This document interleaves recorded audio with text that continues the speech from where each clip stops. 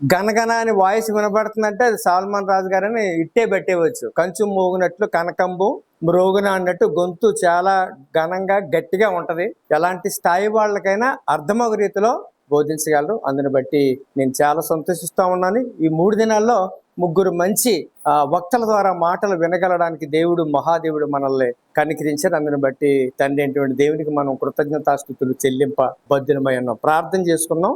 సమయాన్ని సహోదరునికి ఇద్దాం. మమ్మల్ని మిక్కిలిగా ప్రేమించుకున్న మా ప్రియ పరలోకపు తండ్రి, మీ ఘనమైన శ్రేష్టమైన నామానికి కృతజ్ఞతాస్తుతులు. ఈ యొక్క రాత్రికాల సమయమందు మా ప్రియులు ఆయన మరి సాల్మన్ రాజు గారిని బట్టి మీ సముఖమందు విజ్ఞాపన చేస్తున్నాం తండ్రి. కలిసి ఎదుగుట, గృహ నిర్వాహకత్వం, విశ్వాసము, పరిచర్య, ఇవన్నీ నాయన దేవుని యొక్క కుటుంబంలో సంఘములో ఎంతో అవసరమై ఉంటుండగా అవి తండ్రి అవి మాకు ప్రయోజనకరంగా, ఉపయోగకరంగా, మేలుకరంగా ఉండగలిగినట్లుగా ప్రియులతో మీరు మాట్లాడి తగు జ్ఞానాన్ని వరకు అనుగ్రహించమని, మమ్మల్ని బలపరచమని మా ప్రభువును మా రక్షకుడు అయినటువంటి యేసుక్రీస్తు పుణ్యనామమును బట్టి మిక్కిలి వినయపూర్వకంగా అడిగి వేడుకొనుచున్నాము తండ్రి.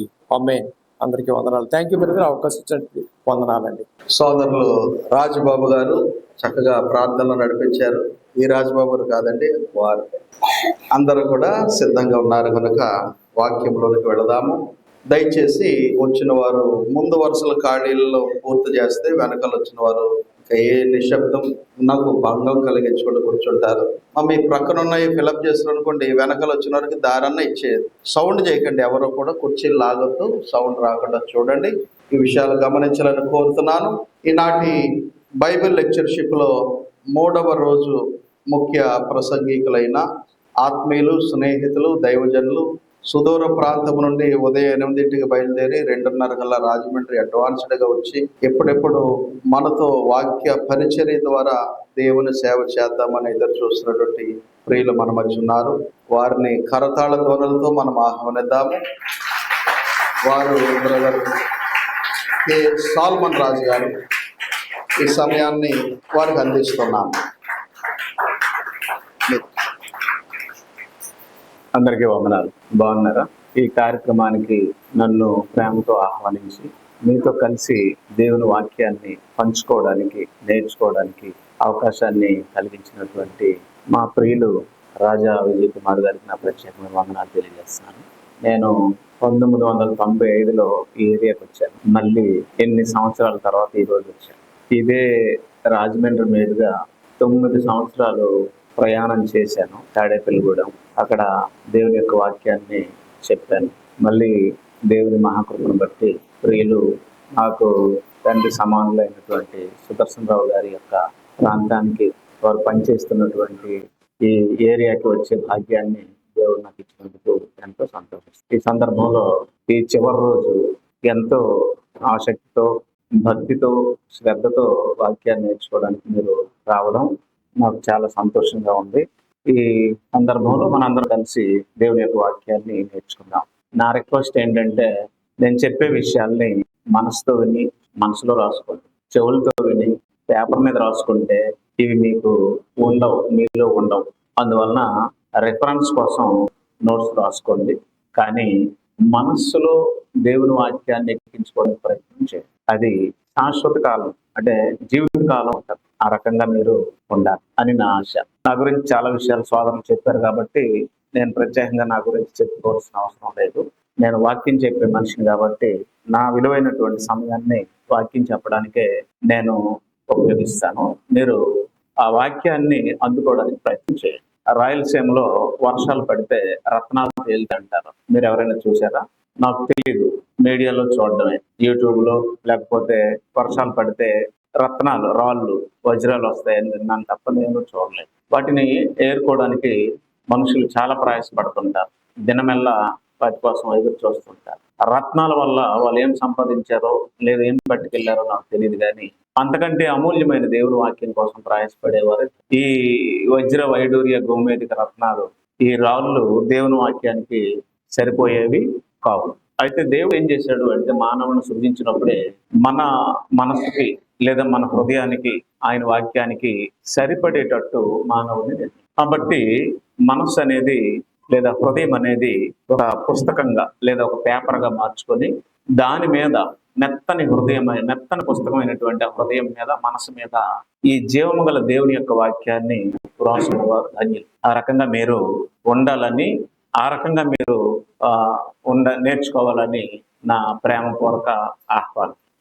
అదేవిధంగా దేవుని యొక్క వాక్యాన్ని వింటున్నప్పుడు, దేవుని యొక్క వాక్యాన్ని ఒక వ్యక్తి మాట్లాడి తెలియచేస్తున్నప్పుడు, ఈరోజు నేను ఈ కార్యక్రమంలో ఏమి నేర్చుకున్నాను అనే విషయాన్ని మీరు ఆలోచించాలి. మనసుతో వినేవారికి దేవుని యొక్క మాటలు అర్థం అవుతాయి.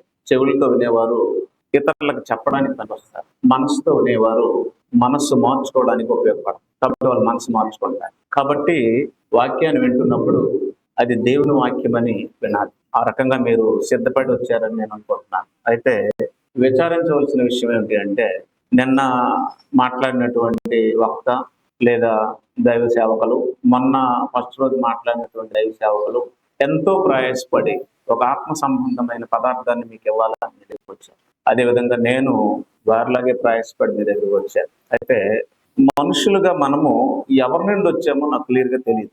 అంటే జలప్రలయం తర్వాత నోవహు 3 కుమారుల్లో నుండి మానవులందరూ వచ్చారు. వారిలో నుండి ఎవరిలో నుండి మనం వచ్చామో నాకు తెలియదు.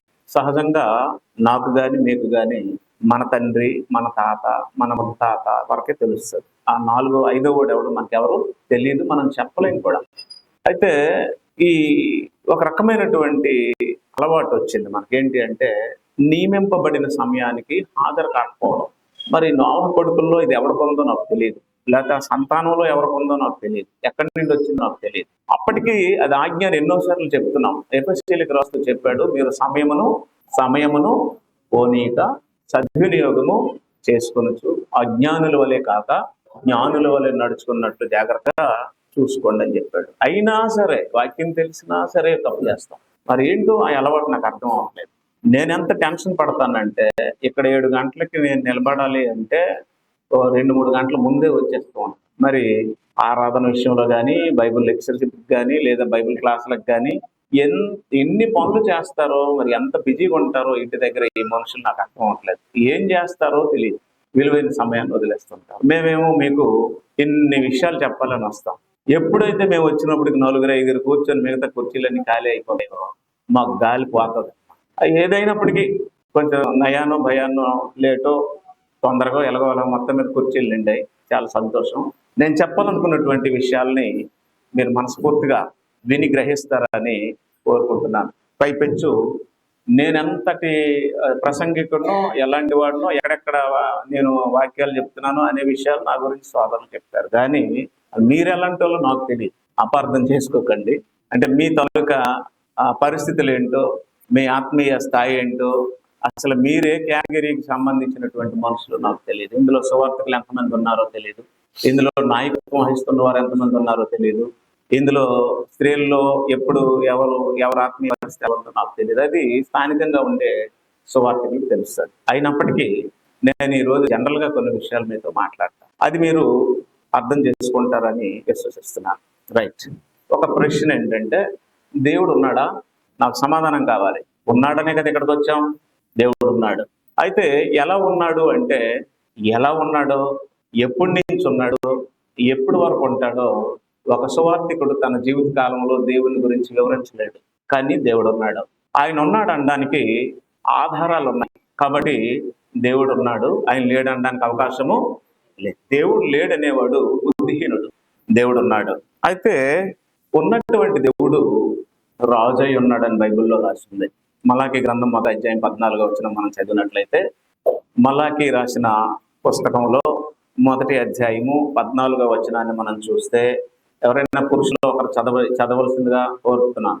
నేను ఘనమైన మహారాజునై ఉన్నాను, అన్య జనులలో నా నామమును రైట్. భయంకరమైనటువంటి వాడు, ఘనమైన మహారాజు. దేవుడు ఘనమైన మహారాజు. తిమోతికి రాస్తూ అపోస్తలుడైన పౌలు 1 తిమోతి పత్రిక 5వ అధ్యాయం తిమోతికి రాస్తూ పౌలు అంటాడు దేవుడి గురించి. తిమోతికి రాసిన 1 పత్రిక 6వ అధ్యాయము 15వ వచనం, ఆయన శ్రీమంతుడు, అద్వితీయుడు, సర్వాధిపతి, యుక్త కాలముల యందు ప్రత్యక్షతను కనపరచు. ఆ సర్వాధిపతి రాజులకు రాజును, ప్రభువులకు ప్రభువునై ఉన్నాడు. సమీపింపరాని తేజస్సులో ఆయన మాత్రమే వసించుచు అమరత్వము గలవాడై ఉన్నాడు. మనుషులలో ఎవడను ఆయనను చూడలేదు, చూడ నేరడు. ఆయనకు ఘనతయు శాశ్వతమైన ప్రభావమును కలిగి ఉండును గాక, ఆమేనని రాస్తుంది. ఇలాంటి వచనాలు బైబిల్లో చాలా ఉన్నాయి. అంటే నా దగ్గర ఉన్న బైబిల్లో ఇలాంటి వచనాలు ఉన్నాయి. అంటే దేవుడు అదృశ్యుడని, ఆయన కనబడడని, ఆయన రాజని, ఆయన రాజ్యము చేస్తున్నాడని, ఆయన రాజ్యము శాశ్వతమైనదని బైబిల్లో దేవుని గురించి, ఆయన రాజ్యం గురించి చాలా విషయాలు ఉన్నాయి.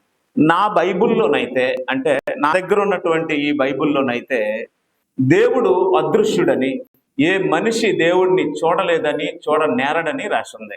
మరి కొంతమంది బైబిల్లో దేవుడు వారికి కనబడినట్లు, వారితో డైరెక్ట్గా మాట్లాడినట్లు, దేవుడే వారికి దర్శనమిచ్చినట్లు, ఆ దర్శనాన్ని ఆనుకొని వాళ్ళు సువార్తకు వచ్చినట్లు ప్రకటిస్తున్నారు.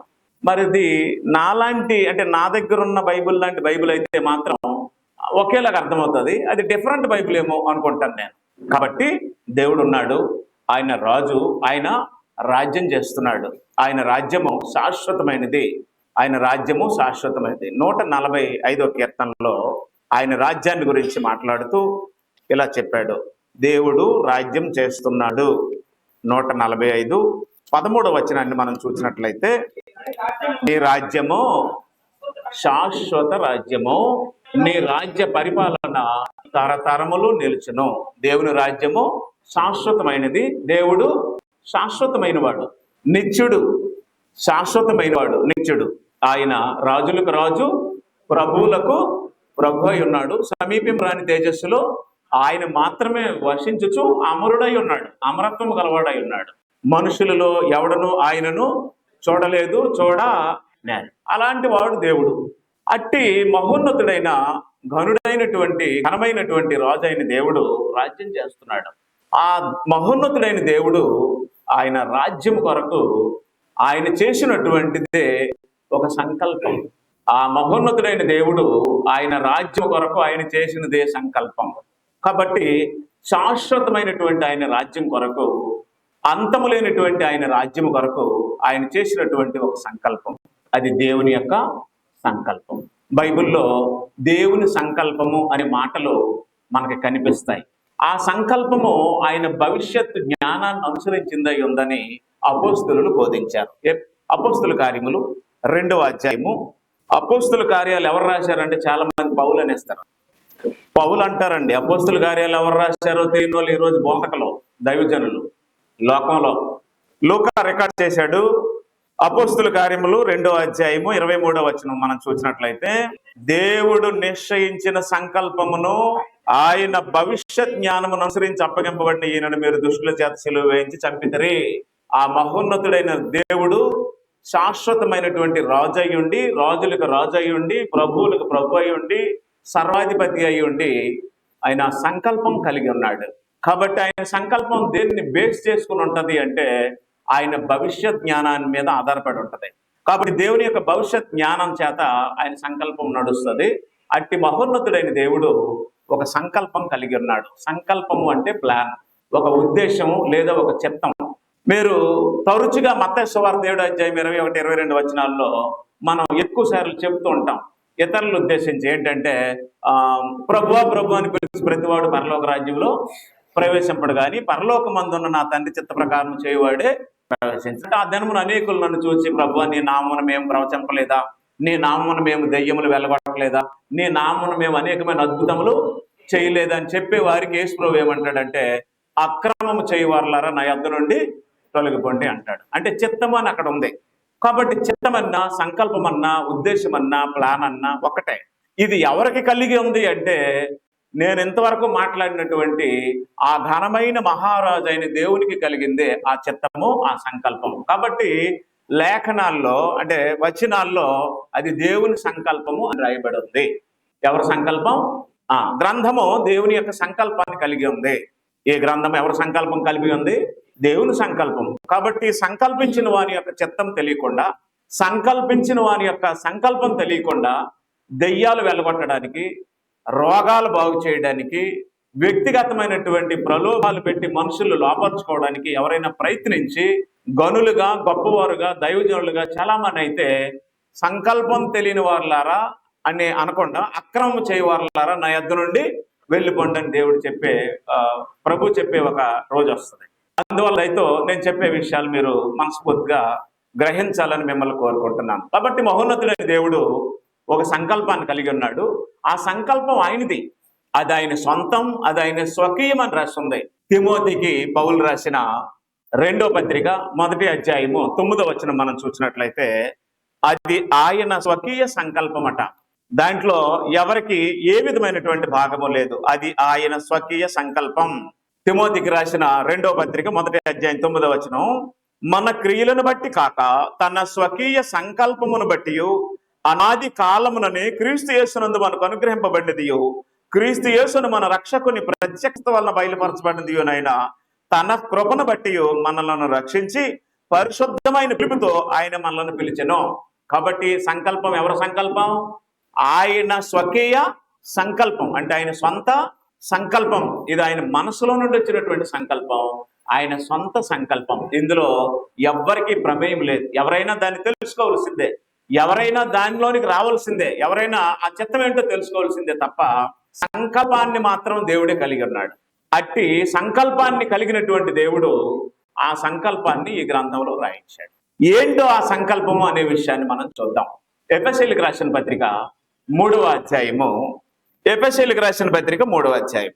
ఈ హేతువు చేత అన్యజనులైన మీ నిమిత్తము క్రీస్తు యేసు యొక్క ఖైదీనైన పౌలును నేను ప్రార్థించున్నాను. మీ కొరకు నాకు అనుగ్రహింపబడిన దేవుని కృప విషయమైన ఏర్పాటుని గురించి మీరు విని ఉన్నారు. ఎట్లనగా క్రీస్తు మర్మము దేవ దర్శనము వలన నాకు తెలియపరచబడిందని సంగతిని గురించి మునుపు సంక్షేపముగా వ్రాసితిని. మీరు దానిని చదివిన ఎడల దానిని బట్టి ఆ క్రీస్తు మర్మమును గురించి నాకు కలిగిన జ్ఞానమును గ్రహించుకొనగలరు. ఈ మర్మము ఇప్పుడు ఆత్మ మూలముగా దేవుని పరిశుద్ధులకు, అపోస్తులులకును, భక్తులకును బయలుపరచబడి ఉన్నట్టుగా పూర్వకాలముల యందు మనుషులకు తెలియపరచబడలేదు. ఈ మర్మం ఏదనగా అన్యజనులు సువార్త వలన క్రీస్తు యేసునందు యూదులతో పాటు సమాన వారసులను, ఒక శరీరం అందలి సాటి అవయవములను వాగ్దానములో పాలువారై ఉన్నారు అన్నది. ఇది సంకల్పం. ఈ సంకల్పంలో 2 జాతులు ఉంటాయి. ఈ సంకల్పంలో 2 జాతులు ఉంటాయి. అంటే ఈ 2 జాతుల్ని ఏకం చేయడం ఉంటది. ఏకం చేయడానికి కావలసిన 2 జాతులు ఉంటాయి లోకంలో. ఆ 2 జాతుల వారిని దేవుడు ఏం చేయాలనుకున్నాడు? క్రీస్తునందు ఏకం చేయాలనుకున్నాడు. అది ఆయన సంకల్పం. ఆ 2 జాతులు ఎవరు అంటే, 1 యూదులు, 2 అన్యులు. 1 యూదులు, 2 అన్యులు. యూదుల్ని, అన్యుల్ని క్రీస్తునందు ఏం చేయాలనుకున్నాడు? ఏకం చేయాలనుకున్నాడు. ఏక శరీరం చేయాలనుకున్నాడు. ఎప్పుడు అనుకున్నాడు? ఆదాం పాపం చేసిన తర్వాత అనుకున్నాడా? జగత్ పునాది వేయబడక మునిపే అనుకున్నాడా? ఏమనుకున్నాడు? యోధుల్ని, అన్యుల్ని క్రీస్తునందు ఏం చేయాలనుకున్నాడు? ఏకం చేయాలనుకున్నాడు. దయతో నా మాటలు వినాలి. మీ మనసుతో వింటేనే అర్థమవుతాయని ముందే చెప్పాను నేను. ఇవి ఆత్మకు సంబంధించినవి, మనస్సుకు సంబంధించినవి, హృదయానికి సంబంధించినవి. ఒకవేళ ఈ విషయాలు మీకు ఎవరికైనా ముందే తెలిస్తే మీరు ధన్యులు. ఒకవేళ ఈ విషయాలు ఎంతవరకు మీకు రీచ్ అవ్వకపోతే మీరు ధన్యులు. ఈ రోజు మీరు ధన్యులు. కాబట్టి మీరు ఏం చేస్తారు అంటే, నా ముఖం చూడడానికి ప్రయత్నం చేయకండి. నన్ను అప్రిషియేట్ చేయడానికో, ప్రసంగం బాగుందని నన్ను పొగడడానికో ప్రయత్నాలు చేయకండి. మీకు పైసా ఉపయోగం ఉంటుంది. నేను చెప్పే విషయం బైబిల్లో ఉందో లేదో చూడడానికి ప్రయత్నం చేయండి. మళ్ళీ చెప్తున్నాను, మహోన్నతుడైన దేవుడు సమీపింపరాని తేజస్సులో ఉన్నాడు. ఆయన రాజ్యం చేస్తున్నాడు. ఆయన రాజ్యము శాశ్వతమైనది. ఆయన రాజ్యానికి ఏమి లేదు, అంతము లేదు. అట్టి అంతము లేనటువంటి శాశ్వతమైనటువంటి రాజ్యము చేస్తున్న రాజు అయిన దేవుడు, రాజులకు రాజు, ఘనమైన మహారాజు అయిన దేవుడు తన మనస్సులో ఒక చిత్తాన్ని, ఒక సంకల్పాన్ని కలిగి ఉన్నాడు. ఏంటా సంకల్పము అంటే, యూదుల్ని, అన్యుల్ని ఏం చేయాలనుకున్నాడు? ఏకం చేయాలనుకున్నాడు. యూదుల్ని, అన్యుల్ని ఏకం చేయాలన్నది ఎవరి యొద్ద లేదా ఎవరి ద్వారా జరిగే పని అంటే, క్రీస్తు ద్వారా ఏకం చేయాలనుకున్నాడు. సరే, మీకు ప్రశ్న అడుగుతాను. ఒక తండ్రి 2 కుమారుల కథ మీకు తెలుసా? అంటే మీకు ఎలాగడిగితే తెలుస్తుంది. తప్పిపోయిన కుమారుడు గురించి మీకు తెలుసా? ఎవరా తప్పిపోయిన కుమారుడు? చిన్న కుమారుడు, లేకపోతే భ్రష్టుడు, బికారి, లేకపోతే తండ్రి దగ్గర ఉన్నటువంటి ఆస్తి పట్టుకెళ్ళి పాడు చేసుకున్నవాడు, పాడైనవాడు, పాపి, అలాంటివాడు, ఎలాంటివాడు అని చెప్తాం కదండి. అంటే మనకు అవి తెలుసు. రెండోది, యేసుక్రీస్తు సూచక్రియలు, అద్భుతాలు చేస్తున్నటువంటి సమయంలో యాయీరు కుమార్తెను బాగు చేయడానికి కానీ, లేకపోతే అంజుల్లో నుంచి ఎవరిలోనైనా విశ్వాసం కనుగొన్నప్పుడు కానీ ఆయన వారిని ప్రత్యేకంగా ప్రశంసించేవాడు. ఒక ఫెనీకే దేశస్తురాలు వచ్చింది, అయ్యా నా బిడ్డ పరిస్థితి బాగలేదు, మాకు సహాయం చేయండి అని అడిగితే, ఆ సందర్భంలో యేసుప్రభు ఏమన్నాడు అంటే, నేను పిల్లల దగ్గరకు వచ్చాను కానీ కుక్క పిల్లల దగ్గరకు రాలేదన్నాడు. మీకు స్ట్రైక్ అయిందా? అంటే ఎక్కడో ఉంటది, ఇప్పుడు చెప్పినప్పుడు ఏమవుతుంది, వెలుగుతుంది అనమాట, మైండ్లో వెలుగుతుంది. అప్పుడు ఆమె ఏమంటదంటే, కుక్క పిల్లలు కూడా పిల్లలు తినే రొట్టె మొక్కలు తింటాయి కదయ్యా అని అడిగితే, అప్పుడు ఆయన ఏమంటాడంటే, ఇశ్రాయేలులోనైనా ఇంత విశ్వాసము కనుగొనలేదంటాడు. మీరు ఎలాగా యేసు ప్రభు చేసిన సూచక్రియలు కానీ ఉపమానాలు కానీ మీరు అక్కడి నుంచి అలా వెనక్కి వెళ్ళినట్లయితే, చరిత్రలో ధర్మశాస్త్రం చరిత్రలో కానీ దేవాలయం కట్టే చరిత్రలో కానీ మీరు ప్రతి సంఘటనని మీరు అలా చదువుకొని వెనక్కి వెళ్ళండి. వెనక్కి వెళ్తే ప్రతి సంఘటనలోనూ యూదులు అంజులు కనిపిస్తారు, యూదులు అంజులు కనిపిస్తారు. సరే, ఇంకో విషయం చెప్తాను. ఇప్పుడు ఈ తప్పైన కుమారుడు ఎవరు? చిన్న కుమారుడే. కుమారుడు ఎవరు? అంజులకు సాదృశ్యంగా ఉన్నాడు. ఈ పెద్ద కుమారుడు ఎవరు? యూదులకు సాదృశ్యంగా ఉన్నాడు. ఇద్దరిని ఏం చేశాడు? ఒక ఇంట్లో పెట్టాడు. ఈ ఫెనీకే దేశస్తురాలు ఎవరు? అన్యురాలు. అవునా? ఇలాగనమాట. అంటే అన్యుల గురించి యూదుల గురించి, అన్యుల గురించి యూదుల గురించి. రైట్. చరిత్రలో సొలొమోను కట్టినటువంటి దేవాలయం ఒక మాన్యుమెంట్. సొలొమోను కట్టినటువంటి దేవాలయం అసాధారణమైంది కాదు. ఆల్మోస్ట్ 7 సంవత్సరాలు దేవాలయాన్ని కట్టాడు. ఆ దేవాలయాన్ని కట్టేవాడు సొలొమోనే అయితే, కట్టించేవాడు సొలొమోను అయితే, కట్టిన వారు యూదులైతే దేవాలయం కట్టడానికి సహకరించిన వారు ఎవరు? ఎవరు సహకరించారు? కట్టెలు నరికిన వారు ఎవరు? మ్రానులు తెచ్చిన వారు ఎవరు? నీళ్లు మోసిన వారు ఎవరు? దావీదు స్నేహితుడైనటువంటి హేరామే కదా. ఇలా మీరు ఈ సంఘటనలన్నీ చూస్తున్నట్లయితే మనకేం కనిపిస్తుంది అంటే, యూదులు కనిపిస్తారు, అన్యులు కనిపిస్తారు, యూదులు కనిపిస్తారు, అన్యులు కనిపిస్తారు, యూదులు కనిపిస్తారు, అన్యులు కనిపిస్తారు. అంటే ఎందుకు ఈ సంఘటనలు జరుపుకుంటూ వచ్చాయని మనం ఆలోచించినట్లయితే, దేవుని మనసులో ఎవరున్నారు? 2 కుమారులు ఉన్నారు. మీకు గుర్తుందా? ఐగుప్తు దేశంలో 400 సంవత్సరాలు ఇశ్రాయేలీయులు బానిసలుగా ఉన్నప్పుడు మిద్యానులో దేవుడు మోషేతో మాట్లాడినప్పుడు ఏమన్నాడు అంటే, ఐగుప్తులో నుండి నా జ్యేష్ఠ కుమారుడిని, నా పెద్ద కుమారుడిని పెళ్ళడానికి నేను పంపిస్తున్నాను అన్నాడు. ఎవరా పెద్ద కుమారుడు? ఇశ్రాయేలీయులందరినీ ఏ కుమారుడు అన్నాడు? పెద్ద కుమారుడు అన్నాడు. ఇశ్రాయేలీయులు యూదులు పెద్ద కుమారులు అయితే అన్యులు ఏ కుమారులు? చెప్పట్లేదు మీరు? చిన్న కుమారులు. దేవుని మనసు చెప్తున్నాను మీకు. అంటే మీరు బైబిల్ చదివినోలే, మీకు బైబిల్ తెలుసు, మీరు వింటున్నారు. ఈ లైన్ అర్థం చేసుకోవడానికి ప్రయత్నం చేయండి. మహోన్నతుడైన దేవుడు జగత్తు పునాది వేయబడక మునిపే ఒక సంకల్పాన్ని కలిగి ఉన్నాడు. అది ఆయన స్వకీయ సంకల్పం, అది ఆయన సొంతం. దాంట్లో ఎవరికి వేలు పెట్టే అవకాశం లేదు. అయితే ఆ సంకల్పాన్ని ఆయన పూర్వకాలంలో అందున్న మనుషులకి ఎవరికి బయలుపరచ లేదని క్లియర్ గా చెప్పాడు. అది ఎవరికి బయలుపరచబడింది అంటే, యేసుక్రీస్తు ఏర్పరచుకున్నటువంటి అపోస్తలులకు బయలుపరచబడింది. ఆ సంకల్పం కోసం ప్రాణం పెట్టడానికి క్రీస్తు వస్తే, ఆ సంకల్పాన్ని ప్రకటించడానికి, ఆ సంకల్పాన్ని వ్రాయడానికి అపోస్తలులు కూడా ప్రాణత్యాగం చేశారు. కాబట్టి ఈరోజు అపోస్తలులు బోధకి, యేసుక్రీస్తు రక్తానికి ఎంత ప్రాముఖ్యత ఉందో విశ్వాసులందరూ తెలుసుకోవాల్సిన అవసరం ఉంది. నేను ఆ విషయాలు మీతో మాట్లాడుతున్నాను. జగత్తు పునాది వేయబడకమున్న ఆయన సంకల్పం ఈ గ్రంథము బయలుపరుస్తుంది. ఆయన సంకల్పం అంటే ఆయన మనస్సు. ఆయన మనస్సులో 2 జనాలు ఉన్నారు. ఎవరా 2 జనాలు? యూదులు, అన్యులు. యూదులు ఏ కుమారుడు? పెద్ద కుమారుడు. అన్యులు ఏ కుమారుడు? చిన్న కుమారుడు. ఈ పెద్ద కుమారుణ్ణి, చిన్న కుమారుణ్ణి ఏం చేయాలని నిర్ణయించుకున్నాడు? ఏకం చేయాలని నిర్ణయించుకున్నాడు. ఎప్పుడు? నిర్ణయించుకున్నాడు. అయితే జత చేయడం ఎప్పుడు జరిగింది? కాలము పరిపూర్ణమైనప్పుడు ఆ జత చేసేవాడు రావాలి.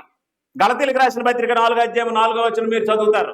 కాలము సంపూర్ణమైనప్పుడు దేవుడు తన కుమారుని పంపిన, ఆయన స్త్రీ యందు పుట్టి మనము దత్తపుత్రులము కావాలని ధర్మశాస్త్రమునకు లోబడి ఉన్న వారిని విమోచించడానికి ఆయన ధర్మశాస్త్రమునకు లోబడిన వాడు ఆయన.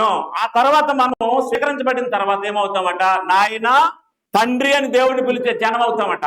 కాబట్టి ఇప్పుడు ఏం జరిగింది అంటే, మీరు బ్రతుకున్నారా? నా దృష్టిలో బ్రతుకున్నారంటే వింటున్నారా అని అర్థం. మీరు లైవ్ లో ఉన్నారా? లైవ్ లో ఉన్నారంటే నిద్రపోకుండా ఉన్నారా అని అర్థం. హలో, నేను మీతో మాట్లాడుతున్నాను. ఇప్పుడు ఏం జరిగింది అంటే, ఆయన మనసులో ఉన్నటువంటి సంకల్పాన్ని గ్రంథంలో రాశాడు. విచిత్రమైన విషయం ఏంటంటే, బైబిల్ తెలియనోడు అంటే ఆయన సంకల్పం తెలియనోడు సేవ చేస్తున్నాడు ఈ రోజు. ఆయన చిత్తం తెలియనోళ్ళు సేవ చేస్తున్నారు ఈ రోజు. ఆయన మనసు తెలియనోళ్ళు సేవ చేస్తున్నారు ఈ రోజు. ఆయన నిత్యరాజ్యానికి సంబంధించినటువంటి సంకల్పంలో ఉన్నటువంటి క్రీస్తు యొక్క రక్తంతో కట్టబడినటువంటి ఆయన సంఘానికి సంబంధించిన అవగాహన లేని వాళ్ళు ఈరోజు సేవకులు అయ్యారు. ఎంత నవ్వు వస్తుంది అంటే, ఏ బేస్ మీద నువ్వు ఈ వాక్యం చెప్తున్నావు, ఈ దేని మీద ఆధారపడి నువ్వు బోధలు చేస్తున్నావు అని అడగాలనిపిస్తుంది. అయితే భారతదేశంలో వ్యక్తులకు స్వతంత్రం ఎక్కువ కాబట్టి నా ఇష్టం అంటాడు. మనం ఏం చేయలేం కదా. నా ఇష్టం అంటే అర్థం ఏంటంటే పిచ్చోడి చేతిలో రాయి అని అర్థం. ఆడిష్టం వాటిని నచ్చినట్టు చెప్పుకుంటాడు. కాబట్టి నేనేం చెప్తున్నానో మీరు అర్థం చేసుకోవడానికి ప్రయత్నం చేయండి. 2 కుమారులను ఏకం చేయాలన్న ఆయన సంకల్పం జగత్తు పునాది వేయబడక మునుపు ఆయన మనసులో ఉంది. ఆ సంకల్పాన్ని ఆయన అపోస్తలులకు బయలుపరిచాడు. అపోస్తలుడు ఏమని రాసినాడు అంటే, నాకు అనుగ్రహింపబడి నాకు బయలుపరచబడిన ఆ మర్మాన్ని మీకు రాశాను. అదేంటంటే, యూదుల్ని అన్యుల్ని దేవుడు క్రీస్తునందు ఏకశరీరము చెయ్యాలని నిర్ణయించాడట. ఆ నిర్ణయాన్ని దేవుడు అపోస్తలులకు బయలుపరిచాడు. కాబట్టి అలాంటి ఆ మహత్తరమైనటువంటి దేవుని యొక్క సంకల్పం ఈ గ్రంథం కలిగి ఉంది. ఆ సంకల్పాన్ని గురించి నేను మీతో మాట్లాడుతున్నాను. అంటే ఈ సంకల్పం దేవుని మనస్సులో ఉంది. ఈ సంకల్పం భూమి మీద నెరవేరాలి, కాలం పరిపూర్ణమైనప్పుడు క్రీస్తు రావాలని దేవుడు ఆలోచించినప్పుడు ఏం చేశాడు అంటే, దేవుడు ఒక మనిషిని ఎన్నుకున్నాడు మొట్టమొదటగా. ఎవరా మనిషి చెప్పట్లేదు మీరు? అబ్రహాం. దేవుడు ఎవరిని ఏర్పాటు చేసుకున్నాడు? అబ్రహాంని ఏర్పాటు చేసుకున్నాడు. ఎందుకు అంటే, ఎలా పడితే అలా, ఏ మార్గంలో పడితే ఆ మార్గంలో, ఎక్కడి నుండి పడితే అక్కడి నుండి ఎవరికి ఇష్టం వచ్చినట్టు వారు దేవుని రాజ్యంలో ప్రవేశించడం దేవునికి ఇష్టం ఉండదు. అందువల్ల దేవుడు ఏం చేశాడు అంటే, ఆయన సంకల్పాన్ని గ్రహించి తెలుసుకునే వారిని నీతిమంతులుగా తీర్చే ప్రోగ్రాం ఏర్పాటు చేశాడు. ఆ నీతిమంతులుగా తీర్చే ప్రోగ్రానికి మూల పురుషుడిగా ముందు ఆయన అబ్రహాముని నీతిమంతుడిగా తీర్చాడు. కాబట్టి దేవుడు చూచాడు భూమి మీద. ఆదాం పాపం చేశాడు. ఆదాం పాపం చేయడానికి కారణం ఎవరు? అవ్వ. అయితే ఆ అవ్వ పాపం చేసినా సరే రీజనింగ్ మాత్రం ఆదాం దగ్గరే తీస్తాడు దేవుడు. ఇక్కడ ఉన్న అనేక మంది స్త్రీలకు అర్థం కాని ఒక విషయం ఏంటి అంటే, ఈవెన్ నా తల్లి అయినా నా భార్య అయినా, స్త్రీలకి అర్థం కానిటువంటి ఒక విషయం ఏమిటి అంటే, పెళ్లి కానంత వరకు తండ్రి చేతులు నువ్వు ఉంటావు. పెళ్ళైన తర్వాత చెయ్యి మారుతుంది, స్థానం మారుతుంది, ఇంటి పేరు మారుతుంది, జన్మస్థలం మారిపోద్ది. అవునా? బుద్ధి మారదు. నేను అబద్ధాలు చెప్పట్లే. బుద్ధి మారతావు. ఎందుకు మారదు అంటే, మీ అమ్మ లాంటిది. ఎవరెవడ? అవ్వ. అమ్మ లాంటిది. అమ్మ లాంటిది కాబట్టి ఆ అమ్మాయిలకు కూడా అలాంటి స్వభావమే వస్తుంది. నేను ఫైనల్ గా మీ దగ్గరికి వస్తాను. ఇప్పుడు ఏం చెప్పాలనుకుంటున్నాను నేను, తాను నిర్ణయించినటువంటి తన నిత్య సంకల్పాన్ని భూమి మీద అమలు చేయడానికి ఒక సూత్రాన్ని దేవుడు ఏర్పాటు చేశాడు. హబక్కూకు 2:4 సూత్రం రాయించాడు.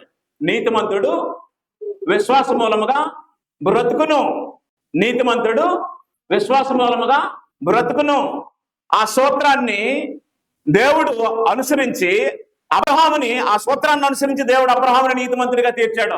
ఆదికాండం 15:4 రోమిలికి రాసిన పత్రిక 4:3 గలతీలకు రాసిన పత్రిక 6:3 యాకోబు పత్రిక 2:23-24 అబ్రహాము దేవుని నమ్మెను, అది అతనికి నీతిగా ఎంచబడిన అని రాసింది. చెప్పాడు. రోమిలికి రాసిన పత్రిక 14 దేవుని రాజ్యము భోజనము పానము కాదు, నీతి సమాధానము పరిశుద్ధాత్మందలి ఆనందము అని చెప్పాడు. అంటే ఇప్పుడు దేవుని రాజ్యం అయితే ఆ దేవుని రాజ్యంలో ఏముంటాయి? నీతి ఉంటది, ఇంకేముంటది? సమాధానం ఉంటది. నీతి సమాధానము ఎక్కడ ఉంటుందో అక్కడే దేవుని రాజ్యం ఉంటది. వారే దేవుని రాజ్య పౌరులై ఉంటారు. నీతి లేకపోయినా సమాధానం లేకపోయినా వారు దేవుని రాజ్యానికి సంబంధించిన వారు కాదు. కాబట్టి దేవుడు ఏం చేశాడు అంటే, తన సంకల్పానికి మూలంగా మొట్టమొదట ఒక మనిషిని నీతిమంతుడిగా తీర్చడం ఎలాగో, మనుషులు నీతిమంతులుగా ఎలా తీర్చబడతారో, తీర్చబడే సూత్రం ఎలాంటిదో సర్వలోకము గ్రహించి తెలుసుకునేటట్లు దేవుడు ఒక మనిషిని ముందు నీతిమంతుడిగా తీర్చాడు. ఎవరైనా? అబ్రహాం. దేవుడు అబ్రహాముని నీతిమంతుడిగా తీర్చాడు. ఏ మనిషి తన స్వనీతి వల్ల నీతిమంతుడిగా తీర్చబడ్డావు? దేవుడు తీర్స్తేనే నీతిమంతుడు అవుతాడు. ఓకేనండి? కాబట్టి అబ్రహాము దేవుని నమ్మెను, అది అతనికి నీతిగా. రైట్. ఇప్పుడు ఏం జరిగింది? అబ్రహాము దేవుడిని నమ్మాడు. నమ్మితే ఏమయ్యాడు అంటే, నమ్మితే ఏమొస్తుంది చెప్పట్లేదు మీరు? నమ్మితే ఏమొస్తుంది? ఏ నీతి? ఏ నీతి? రోమిలికి రాసిన పత్రిక 1:17 చెప్పిన నీతి. రోమిలికి రాసిన పత్రిక 1:17 ఇలా రాసి ఉంది, నీతిమంతుడు విశ్వాస మూలముగా జీవించిన వ్రాయబడిన ప్రకారము విశ్వాస మూలముగా అంతకంతకు విశ్వాసము కలుగునట్లు దేవుని నీతి దాని యందు బయలుపరచబడుచున్నది. 3వ అధ్యాయం 26వ వచనంలో ఏమంటాడంటే, క్రీస్తు యేసు రక్తమందలి విశ్వాసము ద్వారా ఆయనను కరుణాధారముగా బయలుపరచెను. దేవుడు ఎప్పటి కాలమందు తన నీతిని కనపరచు నిమిత్తము తాను ఏమై ఉన్నాడట? దేవుడు ఏమై ఉన్నాడు? దేవుడు నీతిమంతుడును క్రీస్తునందు విశ్వాసం ఉంచిన వారిని నీతిమంతులుగా తీర్చువాడునై ఉండుటకు ఆయన అలాగు చేసెను. నా ప్రశ్న ఏంటంటే, దేవుడిని నమ్మితే ఏమొస్తుంది? చాలా మంది ఈ మధ్య విశ్వాసాల్లో చాలా రకాలు చెప్తున్నారు. ఈ మధ్య ఒక వీడియోలో నేను మాట్లాడాను, విశ్వాసాలు ఎన్ని ఉన్నాయో బైబిల్ చెప్పే విశ్వాసం ఏంటో మాట్లాడాను. ఈ భూమి మీద దెయ్యాల విశ్వాసం ఉంది, రోగాల విశ్వాసం ఉంది, పిల్లల విశ్వాసం ఉంది, జబ్బుల విశ్వాసం ఉంది, డబ్బుల విశ్వాసం ఉంది, చాలా విశ్వాసాలు ఉన్నాయి. కానీ బైబిల్ చెప్పే విశ్వాసం మాత్రం ఒకే విశ్వాసం. బైబిల్ చెప్పే విశ్వాసం మాత్రం ఒకే విశ్వాసం. పౌలు ఏం రాశాడు అంటే, విశ్వాసం ఒకటే అన్నాడు. విశ్వాసము ఒకటే. ఏంటి ఆ విశ్వాసం? ఏంటి ఆ విశ్వాసం అంటే, నమ్మితే నీతొచ్చే విశ్వాసం. నమ్మితే నీతొచ్చే విశ్వాసం. నమ్మితే నీతొచ్చేదే విశ్వాసం. విశ్వాసం ద్వారా నీతిమంతులుగా తీర్చబడేదే విశ్వాసం తప్ప ఏది పడితే అది విశ్వాసము కాదు. మనుషులు దురాశపరులు అవడం వల్ల, బోధించేవారు మోసగాళ్ళు అవడం వల్ల, ఏ విశ్వాసాన్నైనా మనుషుల హృదయాల్లో ఇన్సర్ట్ చేయగలిగే తలంతులు ఉండడం వల్ల, మనుషులకి ఒరిజినల్ విశ్వాసం ఏదో తెలియకపోవడం వల్ల ఏది పడితే అది విశ్వాసమని నమ్మి మోసపోతున్న రోజులు ఇవి. అయితే అలా మోసం చేసే వారిని దైవజనులని, అయ్యగారులని, బోధకులని నమ్మి వాళ్ళకే మనీ ఆర్డర్లు, ఫోన్ పేర్లు, గూగుల్ పేర్లు చేసి అబద్ధికులను పోషించే స్థాయికి వెళ్ళిపోయారు జనాలు. మీరు ఎవరికి అలాంటి వాళ్ళకి డబ్బులు ఎవరు అనుకోండి, కానీ సొసైటీలో అలాంటి వాళ్ళు లేరా? చెప్పలేదు మీరు. మోసగాళ్ళు ధనవంతులు అవుతున్నారంటే మీరు పోషించబట్టే కదా, మీరు ఇవ్వబట్టే కదా. అయితే మోసగాడిని మోసగాడని గుర్తించలేకపోవడానికి కారణం ఏంటంటే బైబిల్ తెలియకపోవడమే కదా, నేర్చుకోకపోవడమే కదా. కాబట్టి బైబిల్ చెప్పని విశ్వాసాలని చెప్పడానికి నేనెవడిని, వాడెవడు? కాబట్టి ఇదైతే మీరు అర్థం చేసుకోండి. తన సంకల్పాన్ని భూమి మీద అమలు చేయాలన్న దేవుడు మనుషుల్ని నీతిమంతులుగా తీర్చాలని నిర్ణయించినప్పుడు మొట్టమొదటి ఒక మనుషుని నీతిమంతుడిగా తీర్చి చూపించాడు. ఆ మొట్టమొదటి నీతిమంతుడిగా తీర్చబడిన మనుషులు ఎవరు? అబ్రహాం. అబ్రహాం దేవుని నమ్మితే ఏమొచ్చింది? నీతి వచ్చింది. 4 వచనాల్లో రాస్తుంది, అబ్రహాం దేవుని నమ్మినది అతనికి నీతిగా. రైట్. నేను మీ అందరిని అడుగుతున్నాను, దేవుడిని నమ్మితే ఏమొస్తుంది? నీతి వస్తుంది అంతే. దేవుడిని నమ్మితే ఇంకేం రాదు. చాలా మంది ఏం చెప్తారంటే, మీరు దేవుడిని నమ్మండి పిల్లలు పుడతారు, మీరు దేవుడిని నమ్మండి ఉద్యోగాలు వస్తాయి, మీరు దేవుడి దగ్గరికి వస్తే మీ సమస్యలు పరిష్కారం అయిపోతాయి, మీరు దొక్కోలు బక్కోలు అయిపోతారు, బక్కోలు దొక్కోళ్ళు అయిపోతారు, మీ వెంట్రుకలు రాలకుండా ఉంటాయి, మీ గ్లామర్ బాగుంటుంది, స్కిన్ కూడా వైట్ అవుతుంది, మీరు బాగుంటారు, మీ పిల్లలు బాగుంటారు, ఆరోగ్య ఐశ్వర్యాలు కూడా దేవుడు ఇస్తాడని చెప్తున్నారు లేదా? అది దీనికి సంబంధించిన విశ్వాసము కాదు, ఈ సంకల్పానికి సంబంధించిన విశ్వాసము కాదు. అయితే మనుషులకు అవే కావాలి, నేను అవి చెప్పేవాడిని కాదు. కాబట్టి ఇప్పుడు ఏం జరిగిందంటే, అబ్రహాము దేవుడిని నమ్మాడు, నమ్మితే ఏమొచ్చింది? ఆయనకి నీతి వచ్చింది. అయితే ఈ సందర్భంలో నీతి ఎలా వస్తుంది అనే విషయాన్ని మనం చూడాలి. నమ్మడం ఎలా, ఆ నీతి సంపాదించడం ఎలా అని అంటే, ఏమి నమ్మితే నీతి వచ్చింది అబ్రహాముకి? నీతిమంతుడయ్యాడు అబ్రహాము. దేవుడినే నమ్మాడండి. ఏమని నమ్మితే నీతి వచ్చింది ఆయనకి? అబ్రహాముకి విశ్వాసం ఉందండి, దేవుడు నమ్మదగిన వాడండి. ఈ విశ్వాసం ఉన్నటువంటి అబ్రహాము నమ్మదగినటువంటి దేవుడిని ఏమని నమ్మాడు? అది కదా కావాలి మనకి. హెబ్రీలకు రాసిన పత్రిక 11వ అధ్యాయము 17వ వచనాన్ని మనం చూసినట్లయితే, నమ్మదగిన దేవుడిని నమ్మవలసిన మనిషి ఏ బేస్ మీద నమ్మాడు అనేది అక్కడ రాసి ఉంది. అబ్రహాం శోధించబడినప్పుడు విశ్వాసమును బట్టి ఇస్సాకును బలిగా అర్పించెను, ఎవడ వాగ్దానములను సంతోషముగా అంగీకరించెను, ఇస్సాకు వలనైనది నీ సంతానం అనబడిన ఎవరితో చెప్పబడినో ఆ అబ్రహాము మృతులను సహితము లేపుటకు దేవుడు శక్తిమంతుడిని ఎంచబడిన వాడే తన ఏక కుమారుని అర్పించి ఉపమాన రీతిగా మృతుల్లో నుంచి ఆయన తిరిగి పొందాడు. నా ప్రశ్న ఏంటంటే, అబ్రహాముని దేవుడు ఊర్లో నుంచి పిలిచినప్పుడు 75 సంవత్సరాల వయసు, ఆయన భార్యకి 65 సంవత్సరాల వయసు, 10 సంవత్సరాల తేడా ఉంది భార్య భర్తలు ఇరువురికి. అబ్రహామా, నీవు నీ దేశాన్ని, నీ బంధువుల్ని, నీ తండ్రింటిని విడిచిపెట్టి నేను నీకు చూపించే దేశానికి రా అన్నాడు. వచ్చాడా? రాలేదా? బయలుదేరినప్పుడు ఆ శారమ్మ ఎక్కడికి బయలుదేరుతున్నాం అండి, బ్యాగులు ఏంటండి, సర్దరం ఏంటండి, ఎక్కడికి వెళ్తున్నాం మనము అని అడుగుతుందా? అడగదా? మీరు అడగరా? సడన్ గా బెడ్రూమ్ లోకి వచ్చి బట్టలు లేదా ఉన్నటువంటివన్నీ బ్యాగ్ లో సర్ది బ్యాగ్ చెప్పేసి రెడీ అని అన్నాడు అనుకోండి, ఎక్కడికైనా అడగరా? మరి అడగలేదన్నారు ముందు. సడన్ గా మీ యజమాని వచ్చి ఇంట్లోకి వచ్చి బ్యాగ్ తీసుకొని ఆయన ప్యాంట్లో షర్ట్లో ఆయనకు సంబంధించిన వస్తువులన్నీ బ్యాగులో వేసేస్తుంటే ఆయన వెనకెళ్ళి ఏంటండి బ్యాగ్ సర్దుకుంటున్నారు, బ్యాగులు వేస్తున్నారు, ఏంటి అడావిడి ఏంటి, ఎక్కడికి ఏంటి అని అడగరా? మీరు ఒక బ్యాగ్ తీసుకొని మీరు కూడా ఆయనలాగా మీ చీరలు మీ తాలూకా వస్తువులు అన్ని బ్యాగ్ తీసి వేసేసుకొని ఆయనతో పాటు చెప్పేసుకొని ఆయన వెళ్ళినప్పుడు ఆయన అడుగులు వేసుకొని వెళ్ళిపోతారా? నాకు తెలుసు అలాంటి స్త్రీలు ఎక్కడ ఉన్నట్టు నేను ఇంతవరకు చూడలే. అంటే మీ బ్యాగే నా బ్యాగు, మీ అడుగులే నా అడుగులు, సప్తపది అంటారు కదండి, అడుగులు వేసి నడిపిస్తుంటారు కదా. దాని అర్థం ఏంటంటే నువ్వు ఎక్కడ బ్రతుకుతావో నేను అక్కడే బ్రతుకుతాను, నువ్వు ఎక్కడ చేస్తావో నేను అక్కడే చేస్తాను అంటారా లేదా? ఇవన్నీ అబద్ధాలు తెలుసా మీకు? ఇవన్నీ అబద్ధాలే. చెప్తాను. అబ్రహాం బయలుదేరుతున్నప్పుడు ఆయన వెళ్తున్న సమయంలో ఆయన భార్య ఆయనతో కూడా బయలుదేరి వెళ్ళింది. విచిత్రమైనటువంటి ప్రయాణం ఆయనది. ఆ ప్రయాణంలో ఆయన కానాను దేశానికి చేరుకున్నాడు. నోవహు సంతానంలో నుంచి వచ్చినటువంటి ప్రజలు ఉన్న ఏరియా అది. శపింపబడిన 7 జాతుల వారు ఉన్నటువంటి ప్రాంతానికి వచ్చాడు అబ్రహాం. కొన్నాళ్ళైన తర్వాత అబ్రహాంకి బిడ్డలు లేరు. ఆల్మోస్ట్ చాలా సంవత్సరాలు వాగ్దానం తర్వాత పిల్లలు పుట్టలేదు. 24 సంవత్సరాలు వెయిట్ చేశాడు. ఆ తర్వాత సొదొమ గొమొర్రాలు నాశనం చేయడానికి వచ్చినటువంటి దేవదూతలతో ఆయన మాట్లాడినప్పుడు విషయం మాట్లాడేసిన తర్వాత 18 అధ్యాయంలో చెప్పాడు, వచ్చే సంవత్సరం నీకు బిడ్డనిస్తానని. ఏమిచ్చినండి? ఏమి సంతానం లేని వాడిని అయిపోవచ్చున్నాను అన్నాడు. బిడ్డనిచ్చాడు.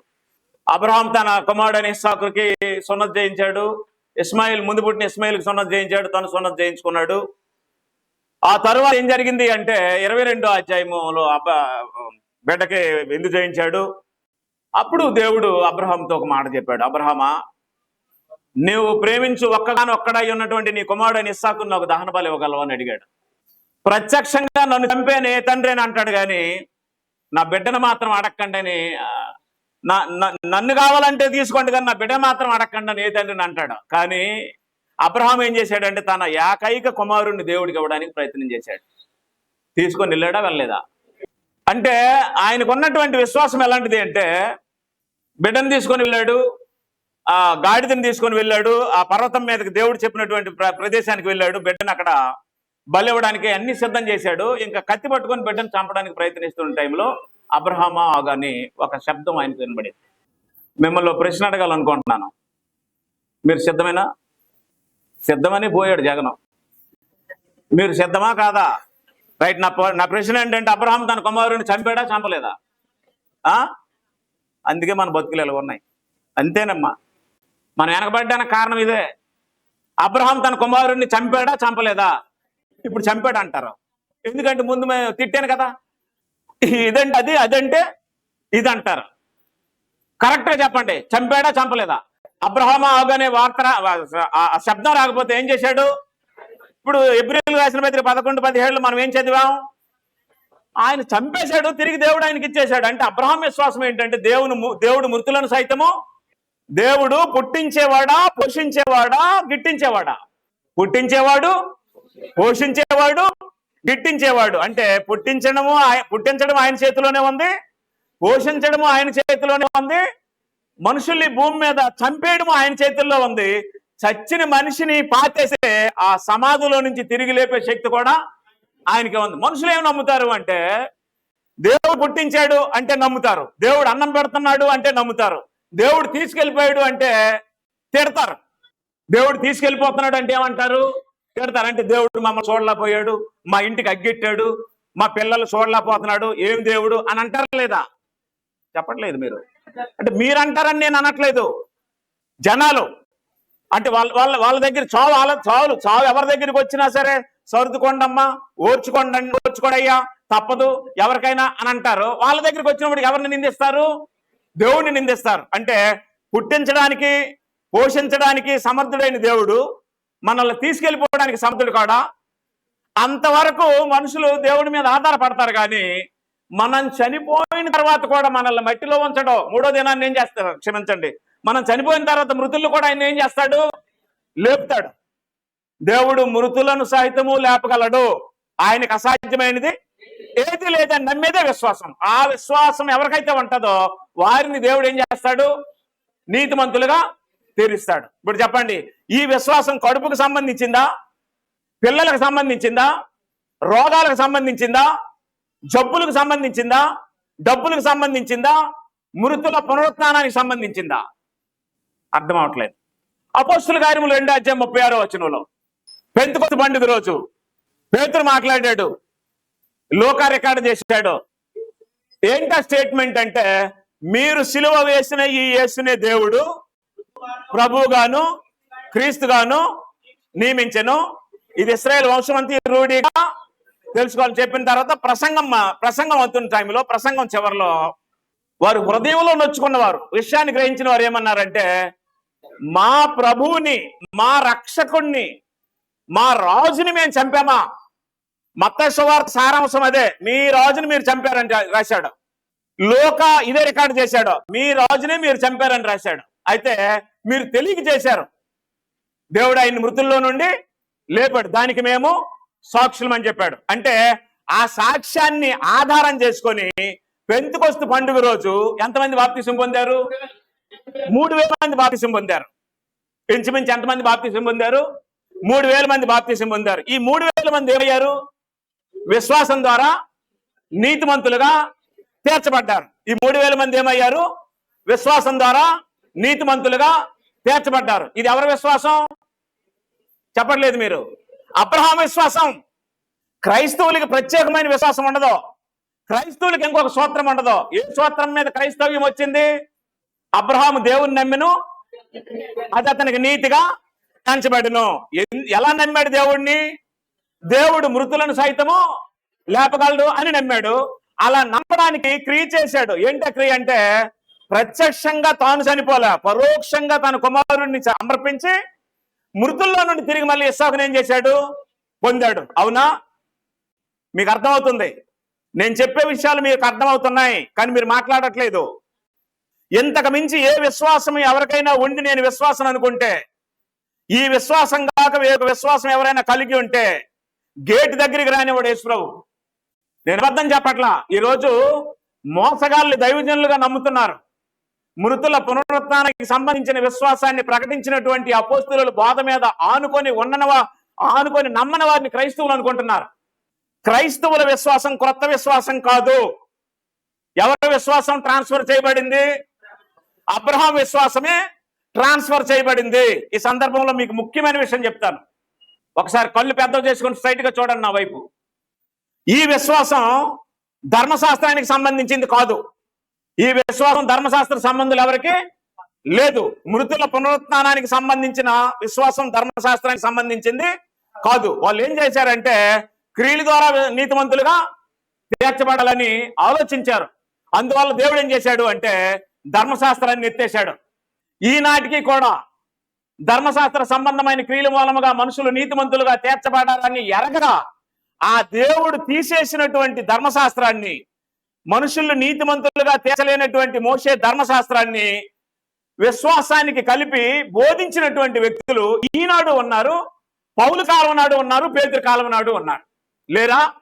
అంటే ధర్మశాస్త్రాన్ని దేంతో ముడేయడానికి అవకాశం లేదు, విశ్వాసంతో ముడేయడానికి అవకాశం లేదు. రోమిలికి రాస్తూ పౌలు ఏమన్నాడంటే, మీరు బైబిల్ తీయక్కర్లా, నేను చెప్పిందే బైబిల్లోనే ఉంటది, బైబిల్లో ఉన్నదే నేను చెప్తాను, మీరు తర్వాత చదువుకోండి. నీ ఒక్కగానొక్క కుమారుడు ఇస్సాకును నాకు బలిగా ఇస్తావని దేవుడు అబ్రహాముని అడిగినప్పుడు అబ్రహాం తన కుమారుడిని బలిచ్చాడా లేదా? ఇచ్చాడా? అప్పుడు ధర్మశాస్త్రం ఉందా? మీరు రోమపత్రిక 4వ అధ్యాయం చదవండి. ధర్మశాస్త్రం లేనప్పుడే దేవుడు అబ్రహాముని ఏం చేశాడు? నీతిమంతుగా తీర్చాడు. దీన్ని బట్టి నాకు మీకు అర్థం అవ్వాల్సిన విషయం ఏమిటి అంటే, ఎంతమంది ఈ ప్రసంగాన్ని వింటారో వారందరికీ అర్థం అవ్వాల్సిన విషయం ఏమిటి అంటే, ధర్మశాస్త్ర సంబంధమైన క్రియలు లేకుండానే, ధర్మశాస్త్రం లేక ముందుగానే దేవుడు మనుషులు నీతిమంతులుగా తీర్చాడు, తీర్చుతున్నాడు. ఆ విశ్వాసాన్నే విశ్వాసులమైనటువంటి మనకి ట్రాన్స్ఫర్ చేశాడు. అది ఇప్పుడు ఇది క్రీస్తునందు లభ్యమవుతుంది తప్ప మనుషుల్ని ధర్మశాస్త్రము నీతిమంతులుగా చేసేది కాదు. అందువల్ల దేవుడు ధర్మశాస్త్రాన్ని ఏం చేశాడు? క్రీస్తునందు కొట్టేశాడని రాసి ఉంది. ఓకేనా?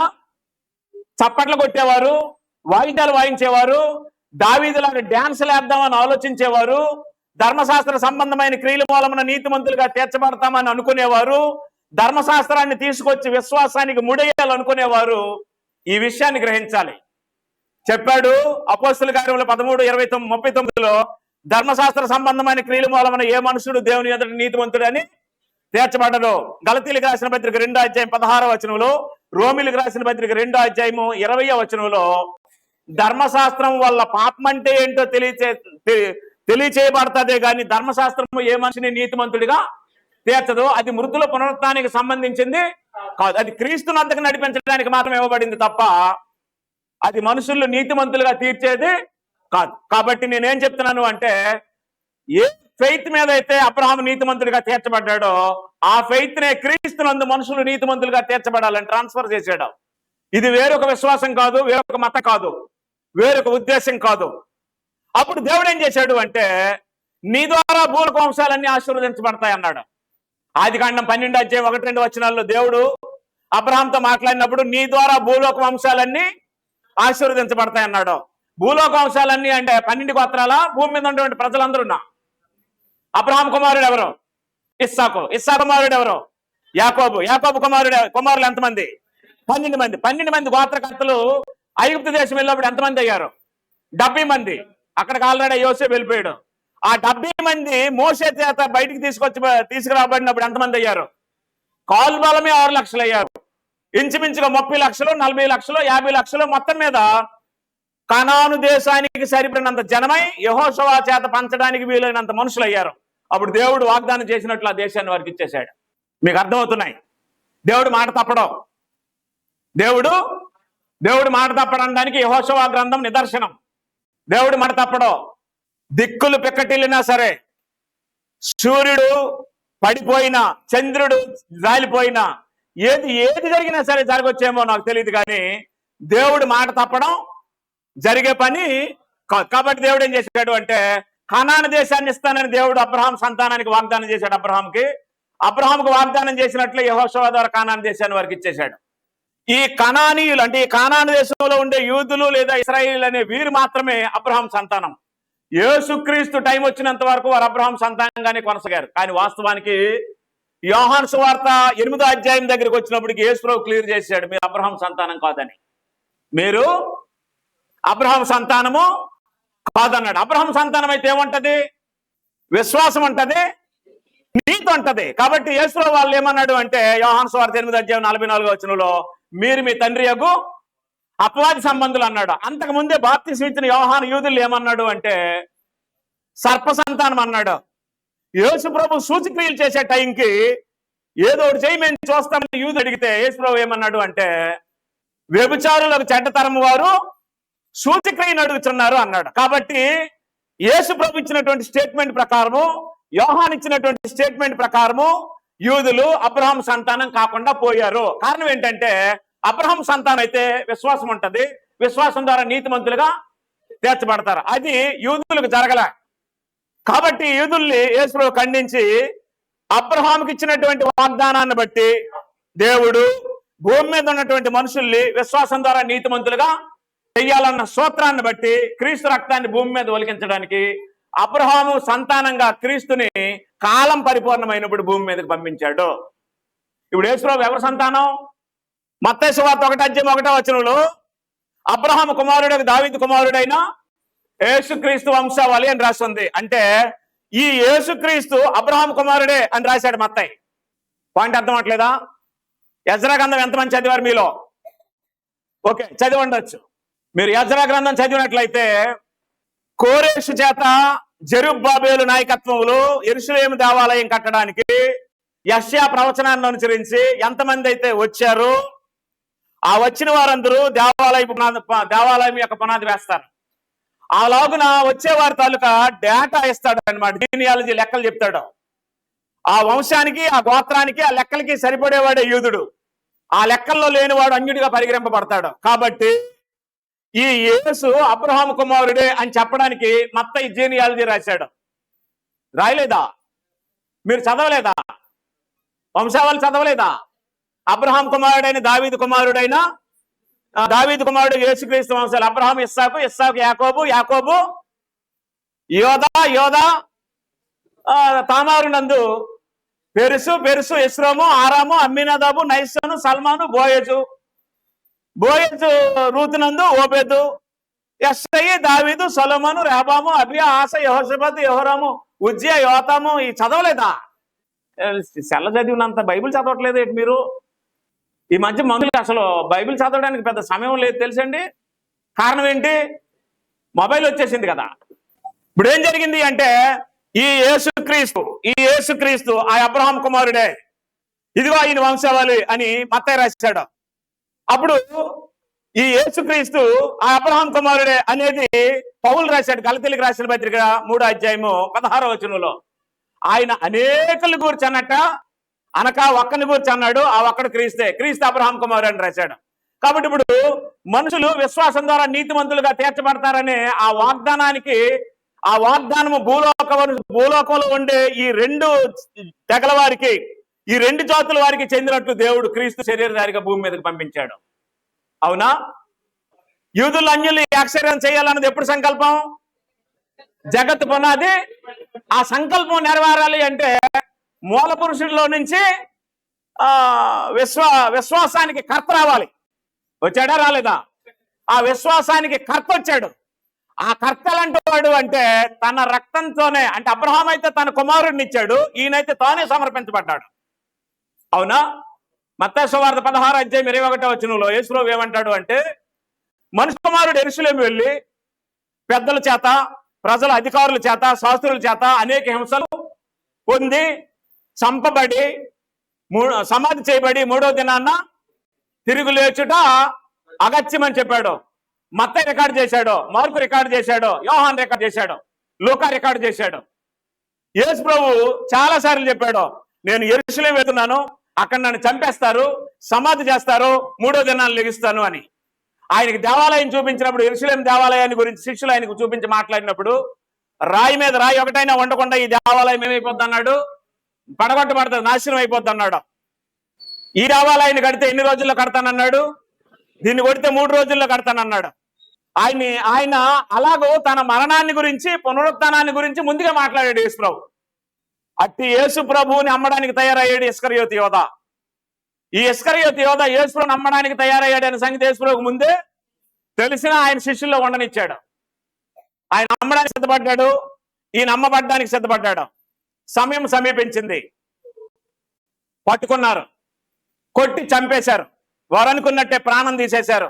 ఆయన రక్తం ఒలికించాడు భూమి మీద. ఆయన రక్తాన్ని భూమి మీద ఒలికించాలన్నది ఎప్పుడు సంకల్పం?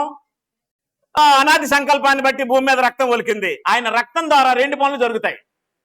ఆయన రక్తం ద్వారా 2 పనులు జరుగుతాయి భూమి మీద. ఒకటి నేను చెప్తాను, రెండోది మీరు చెప్పండి.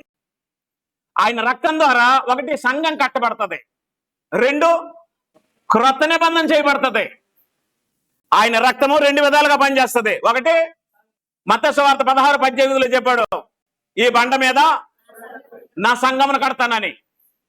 ప్రకటన గ్రంథం 5వ అధ్యాయం 9వ వచనంలో చెప్పాడు, నీ రక్తం ఇచ్చి ప్రతి వంశములోను, ఆయా భాషలు మాట్లాడే వారిలోను, ప్రతి ప్రజలోను, దేవుని కొరకు మనుషులను కొన్నావని చెప్పాడు. అపోస్తుల కార్యములు 20:28లో చెప్పాడు, దేవుడు తన స్వరక్తం ఇచ్చి సంపాదించిన సంఘం అన్నాడు. అవునా? సంఘము కట్టడానికి, సంఘాన్ని నిర్మించడానికి ఉపయోగించిన పదార్థం ఏది అంటే అమూల్యమైన రక్తం. పేతురు మాట్లాడుతూ 1 పేతురు 1వ అధ్యాయం 18-20 వచనాలు ఏం చెప్పాడు అంటే, పితృపారంపర్యమైన మీ వ్యర్థ ప్రవర్తనను విడిచిపెట్టినట్లుగా వెండి బంగారములు వంటి క్షయ వస్తువుల చేత మీరు విమోచింపబడలేదు, కానీ అమూల్యమైన రక్తం అనగా నిర్దోషము నిష్కలంకము గొర్రెపిల్ల వంటి క్రీస్తు రక్తము చేత మీరు విమోచింపబడుదురు అన్నాడు. సంఘం ఎవరిది? రక్తం ఇచ్చినవాడిది. సంఘం కట్టాలన్నటువంటి ఆలోచన ఎవరిది? క్రీస్తుది కాదు.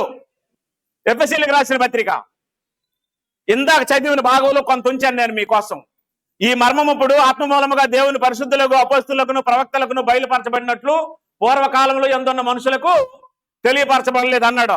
8వ వచనం చదవండి, ఆ మర్మం ఏంటో చెప్తాడు. దేవుడు మన ప్రభు అయిన క్రీస్తు యేసునందు చేసిన నిత్య సంకల్పం చెప్పున పరలోకంలో ప్రధానులకును అధికారులకును, అది సంగతి. దేని ద్వారా అంటున్నాడు అంటే, క్రీస్తు సంఘం అని ఎక్కడైనా ఎవరైనా ఒక బోటు పెట్టినా, ఆత్మతో సత్యంలో ఆరాధించడానికి కొంతమందిని ఏర్పాటు చేసుకుని అక్కడ ఆరాధన చేసినా చూసే వాళ్ళు ఏమంటున్నారు అంటే, ఈ మధ్యకాలంలో ఈడు ఒకడు వచ్చాడ్రా, ఈ కొత్తగా పెట్టాడు ఈ ఏరియాలు, ఇది ఒకటి అని అంటున్నారా లేదా? బైబిల్ ఏమంటుందంటే ఇది కొత్తగా పెట్టింది కాదు. ఎప్పుడు పెట్టింది?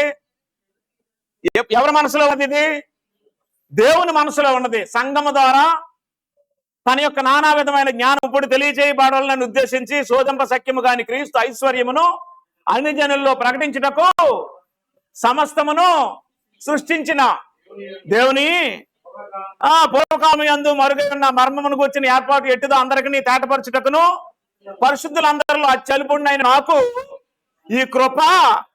రైట్. సంఘాన్ని కట్టడం అన్నది ఎవరి సంకల్పం? సంఘాన్ని కట్టి రక్తం ద్వారా మనుషులు నీతిమంతులుగా తీర్చడం అనేది ఎవరి సంకల్పం?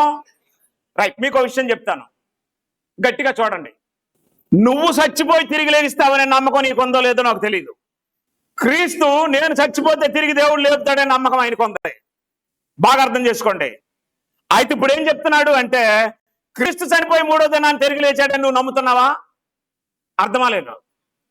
ఇప్పుడు నువ్వు చచ్చిపోయి తిరిగి లేపుతావనే నమ్మకం నీకుందో లేదో నాకు తెలియదు. నా కొడుకుని చంపితే దేవుడు తిరిగి లేపుతాడనే నమ్మకం ఎవరికొంది? ఆయన కొంత కన్ఫర్మ్ అయిపోయింది, ఆయన నీతిమంతుడు అయిపోయాడు. యేసుప్రభుకి లాంటి విశ్వాసం ఉందంటే ఈ దేవాలయాన్ని పడగొట్టండి 3 రోజుల్లో కడతాను అన్నాడా లేదా? అంటే నేను చనిపోతే దేవుడు లేపుతాడనే నమ్మకం ఎవరికొంది? యేసుప్రభుకి ఉంది. కాబట్టి యేసుప్రభు నమ్మకం ఎలాంటి నమ్మకం? ఎవరికి ఉన్నటువంటి నమ్మకం? అబ్రహాంకు ఉన్నటువంటి నమ్మకమే. ఆ నమ్మకాన్ని బట్టే యేసు ఎవరికి కుమారుడయ్యాడు? అబ్రహాం కుమారుడయ్యాడు. యేసుకి అబ్రహాం బీజానికి ఏ సంబంధము లేదు. ఈ మధ్యకాలంలో ఎవడో ఒకటి బయలుదేరి అబ్రహాంలో ఉన్న యేసుక్రీస్తులో ఉన్నది ఆదాం రక్తం అంటున్నాడు. ఆదాం రక్తానికి అబ్రహాంకి సంబంధం ఉందేమో, ఆదాం రక్తానికి నాకు నీకు సంబంధం ఉందేమో, కానీ నరబీజానికి యేసుప్రభుకి ఏ విధమైన సంబంధము లేదు.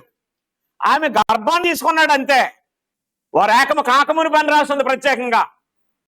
కాబట్టి ఇప్పుడు ఏం జరిగింది అంటే, దేవుడు మనుషుల్ని నీతిమంతులుగా తీర్చాలనే ఒక సూత్రాన్ని అబ్రహాంకి అప్లై చేస్తే ఆయన సక్సెస్ అయ్యాడు. ఆ సూత్రం మీద మనుషులు నీతిమంతులుగా తీర్చాలన్న ఆయన సంకల్పానికి యేసుప్రభు ప్రత్యక్షంగా బలయ్యాడు. నేను చచ్చిపోతే తిరిగి లేగిస్తాననే నమ్మకం ఎక్కడ కూర్చున్న మీకుందో లేదో నాకు తెలియదు, కానీ నేనేం చెప్తున్నాను అంటే, యేసు చచ్చిపోతే తిరిగి లేపిన శక్తి దేవుడికి ఉందని నమ్మితే చాలు. పాయింట్ అర్థం లేదా? అంటే యేసు మృతుల్లో ఉన్నాడా లేచాడా? తెస్సలోనికైలకు ఉన్నటువంటి సమస్య ఏంటి? తెస్సలోనికలో ఉన్నటువంటి ప్రజల సమస్య ఏంటి? ఏమో ఇప్పుడు మీకు కూడా చాలా మందికి ఏమనిపిస్తుంది అంటే, ఏమో ఎవరు వెళ్తారో అక్క, ఏమో అక్క, ఏమో నమ్మామక్క, నమ్మారా తమ్ముడు బావా, ఎవడు వెళ్తాడో ఎవడు వెళ్ళడో ఎవరికి తెలుసో అని అబద్ధం ఆడకండి. చెప్పండి. అప్పుడప్పుడు అనిపిస్తుందా లేదా? అనిపించదా? అది వెలుచూపది. ఆ విశ్వాసాన్ని తీసేయండి, అది తీసేయండి. అది అబ్రహాం అనే ఒక మనిషి చరిత్రలో తన కుమారుని బలర్పించాడు. యేసుక్రీస్తు అనే ఒక చరిత్ర పురుషుడు తన్ను తానే సమర్పించుకున్నాడు, ఆయన తిరిగి లేచాడు. ఇది ఒక మూలన జరిగిన కార్యము. ప్రపంచానికి ఈ రోజు సువార్తగా ప్రకటించబడుతున్నది అదే. ఈ మధ్య వచ్చే ఈ మాయలు, ఈ మంత్రాలు, ఈ టచ్చలు, ఈ ఊపులు, ఈ రుమాలు, ఈ కొబ్బరి నూళ్ళు, ఇవేవి అబ్రహాం విశ్వాసానికి సంబంధించినవి కావు, యేసుక్రీస్తు విశ్వాసానికి సంబంధించినవి కావు. ఏం జరిగింది అంటే, తన స్వరక్తం ఇచ్చి మనుషులు సంపాదించడం ప్రారంభించాడు. అపోస్తలులు బోధించారు, మీరు సిలువ వేసిన ఈ యేసునే దేవుడు క్రీస్తుగాను ప్రభుగాను నియమించాడు అనేసరికి యేసుని దేవుడు లేపాడని నమ్మి ఎంతమంది బాప్తిసం పొందారు?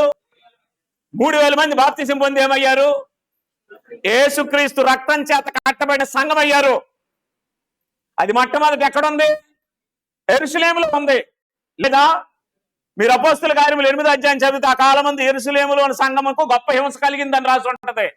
ఎందుకంటే 7వ అధ్యాయంలో స్తెఫనుని చంపేశారు. యెరూషలేములోని సంఘం అన్నాడు కానీ యెరూషలేము సంఘం అల్లా. ఇవాళ యెరూషలేం ప్రార్థన మందిరం పెట్టాడు ఒకడు వచ్చి. నువ్వు యెరూషలేం ప్రార్థన మందిరం పెడతావా, నేను షాలేం ప్రార్థన మందిరం పెడతాను అన్నాడు ఇంకొకడు వచ్చి. నువ్వు షాలేం ప్రార్థన మందిరం పెడతావా, నేను కర్మేలు ప్రార్థన పెడతాను అన్నాడు ఇంకొకడు వచ్చి. చూడలేదా మీరు ఇవేవి? చెప్పలేదా? కొంపతీసార్లు కానీ పిలిచి ఇంటి దగ్గర నెత్తి మీద చెయ్యేసి ప్రార్థన చేయించుకుంటున్నారేంటి? ఆడి శాపలన్నీ మీకు అంటేస్తాయి, జాగ్రత్త. ఈ బోధ తేనవాడిని గుమ్మంలో నుంచి లోపలికి రానివ్వకూడదు. ఆమెనని అటివాడితో పలకూడదని బైబిల్ చెప్పింది. జాగ్రత్త. ఆమెనని చెప్పావా, చేతిలో బైబిల్ ఉందని, తెల్ల చొక్కా వేసుకున్నాడని, బెల్ట్ వేసి టక్ చేశాడని, బూట్ వేసి బైబిల్ పెట్టుకున్నాడని, లోపలికి వచ్చిన వాడిని రండయ్య గారు అని అన్నావంటే దెబ్బ అయిపోయావు అంతే. నీకు శాపలు వదిలేసి వెళ్ళిపోతాడు. ఈ బోధ తేనవాడిని ఎవరిని కూడా దైవజనుడని కూడా పిలవకూడదు. ఎంతమంది బాప్తిసం పొందారు? 3000 మంది. ఏ ఊరు అది? యెరూషలేము. ఏ విశ్వాసం మీద బాప్తిసం పొందారు? మీరు సిలువ వేసిన యేసుని దేవుడు మృతుల్లో విడిచిపెట్టలే, మృతుల్లో నుంచి లేపాడని విశ్వాసం మీద బాప్తిసం పొందారు. తెస్సలోనికైకి ఏ విశ్వాసం ఉంది? ఆ విశ్వాసమే ఉంది. అపోస్తుల కార్యాల్లో బాప్తిస్మం పొందిన వారి రికార్డులు లోకా ఇచ్చాడు. వారికి ఏ విశ్వాసం ఉంది? ఆ విశ్వాసమే ఉంది. కొరింథీయులకు ఏ విశ్వాసం ఉంది? ఆ విశ్వాసం ఉంది. ఎఫెసీయులకు ఏ విశ్వాసం ఉంది? ఆ విశ్వాసమే ఉంది. క్రీస్తు సంఘము ఎక్కడ ఉంటుందో అక్కడ అదే విశ్వాసం ఉండాలి. ఆ విశ్వాసం గాక వేరొక విశ్వాసం ఉంటే అది బైబిల్ చెప్పే విశ్వాసము కాదు.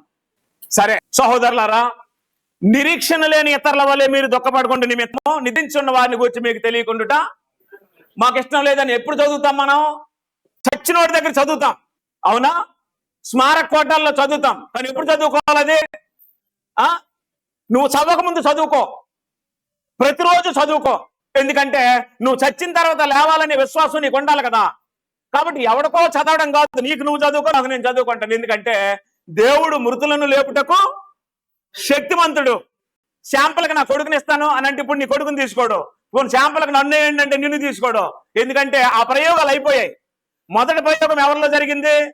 ఇస్సాకులో జరిగింది, అబ్రహాం దగ్గర. రెండో ప్రయోగం ఎక్కడ జరిగింది? క్రీస్తులో జరిగింది. అక్కడ పరోక్షంగా, ఇక్కడ ప్రత్యక్షంగా.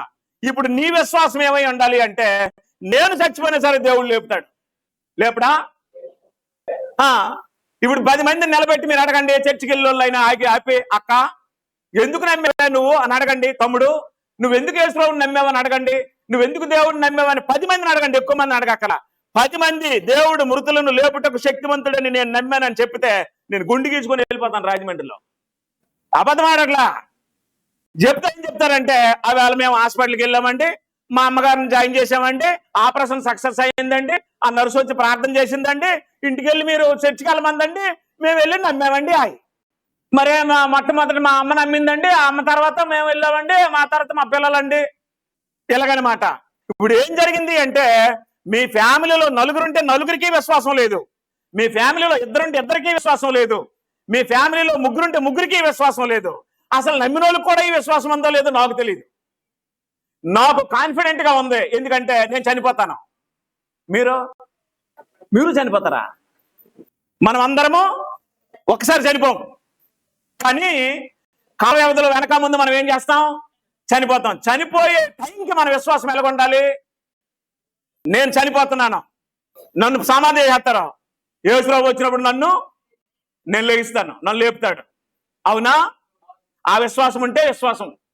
ఆ విశ్వాసం కాక ఇంకే విశ్వాసం ఉన్నది విశ్వాసము కాదు. కాబట్టి ఇప్పుడు ఏం జరిగింది అంటే, మనుషుల్ని భూమి మీద అంటే పాపుల్ని పరిశుద్ధులుగాను, అనీతిమంతులు నీతిమంతులుగాను, పనికి మాలిన వారిని పరిశుద్ధులుగాను చేసే విశ్వాసము అబ్రహామునందు ఇస్సాకు ద్వారా కనపరిచి, యేసుక్రీస్తుని నమ్ముడు ద్వారా మనుషుల్ని నీతిమంతులుగా తీర్చి, ఆ నీతిమంతులుగా తీర్చబడిన సమూహాన్ని సంఘంగా కట్టాలని దేవుడు ఎప్పుడు నిర్ణయించాడు? జగత్తు పునాది వేపడి మురుగు నియమించాడు. ఈ సంఘము ఎప్పుడు నిర్ణయించబడింది? అప్పుడు నిర్ణయించబడింది. ఇప్పుడు చెప్పండి, సంఘం అంటే ఎవరు? విశ్వాసం ద్వారా నీతిమంతులుగా తీర్చబడిన సమూహమే సంఘం. ఆ సంఘానికి రక్తం ఇచ్చినోడు ఎవరు? ప్రాణం పెట్టినోడు ఎవరు? శ్రమలు అనిపించినోడు ఎవరు? పునాది ఎవరు? శిరస్సు ఎవరు? క్రీస్తే. అప్పుడు ఆ సంఘము నీకు దొరికితే, నువ్వు అట్టి సంఘంలో సభ్యుడు అయితే మీ జన్మ ధన్యమైపోయినట్టే. ఎవడు ధన్యుడో 32వ కీర్తన ఇంటికి వెళ్ళి చదవండి. ఎవడు ధన్యుడో 32వ కీర్తన ఇంటికి వెళ్ళి చదవండి. లోకంలో ధన్యుడు ఎవరిని అడిగితే ఏం చెప్తారంటే, నేను ప్రార్థన చేశాను, ఆయనకు ఉద్యోగం వచ్చింది, ఆడు ధన్యుడు అంటారు, అవునా? నేను ప్రార్థన చేశాను, 4 అమ్మాయిలు పుట్టారు, తర్వాత కొడుకు పుట్టాడు, ఆడు ధన్యుడు అంటారు, అవునా? చెప్పండి. నేను ప్రార్థన చేశాను, పెళ్ళయింది, ఆమె ధన్యురాలు అంటారు కదా. నీ పెళ్లి విశ్వాసము, నీ పిల్లల విశ్వాసము, నీ వెంట్రుకల విశ్వాసము, నీ కడుపు విశ్వాసము, నీ కక్కు విశ్వాసము నిన్ను రక్షించే విశ్వాసమే కాదు. విశ్వాసం ద్వారా మనుషులు ఎలా తీర్చబడాలని నిర్ణయించాడు. అలా నీతిమంతులుగా తీర్చబడిన వాళ్ళందరూ ఏమవుతారు? సంఘం అవుతారు. ఎవరి సంఘం అది? ఎవరి కోసం కట్టబడిన సంఘం అది? దేవుని కోసము, అంటే తన తండ్రి కోసము క్రీస్తు కట్టినటువంటి సంఘం అది. ప్రకటన గ్రంథం 1:6 చదివితే, తన రక్తము వలన మన పాపముల నుండి మనల్ని విడిపించిన వానికి మహిమ యుగయుగములు కలుగును కాక అన్నాడు. తన రక్తం వలన మన పాపాల నుండి మనల్ని ఏం చేశాడు? విడిపించాడు. ఇలా విడిపింపబడిన వారందరూ ఏమవుతారు? సంఘం అవుతారు. ఈ సంఘంలో ఈ సంఘానికి పరిచర్య చేసినోడు ధన్యుడు, ఈ సంఘానికి సేవకుడిగా ఉన్నవాడు ధన్యుడు, ఈ సంఘంలో సభ్యుడిగా ఉన్నవాడు ధన్యుడు, ఈ సంఘంలో సండే స్కూల్గా ఉన్నవారు ధన్యులు, ఈ సంఘంలో యవనస్తులుగా ఉన్నవారు ధన్యులు. ఇది మతశాఖ కాదు, ఇది మర్చిపోక వచనం చదివిస్తాను. కొలసీలకు రాసిన పత్రిక 1:24 చదవండి. ఇప్పుడు మీ కొరకు నేను అనుభవించిన శ్రమల యందు సంతోషించుచు సంఘము అను ఎవరి శరీరము?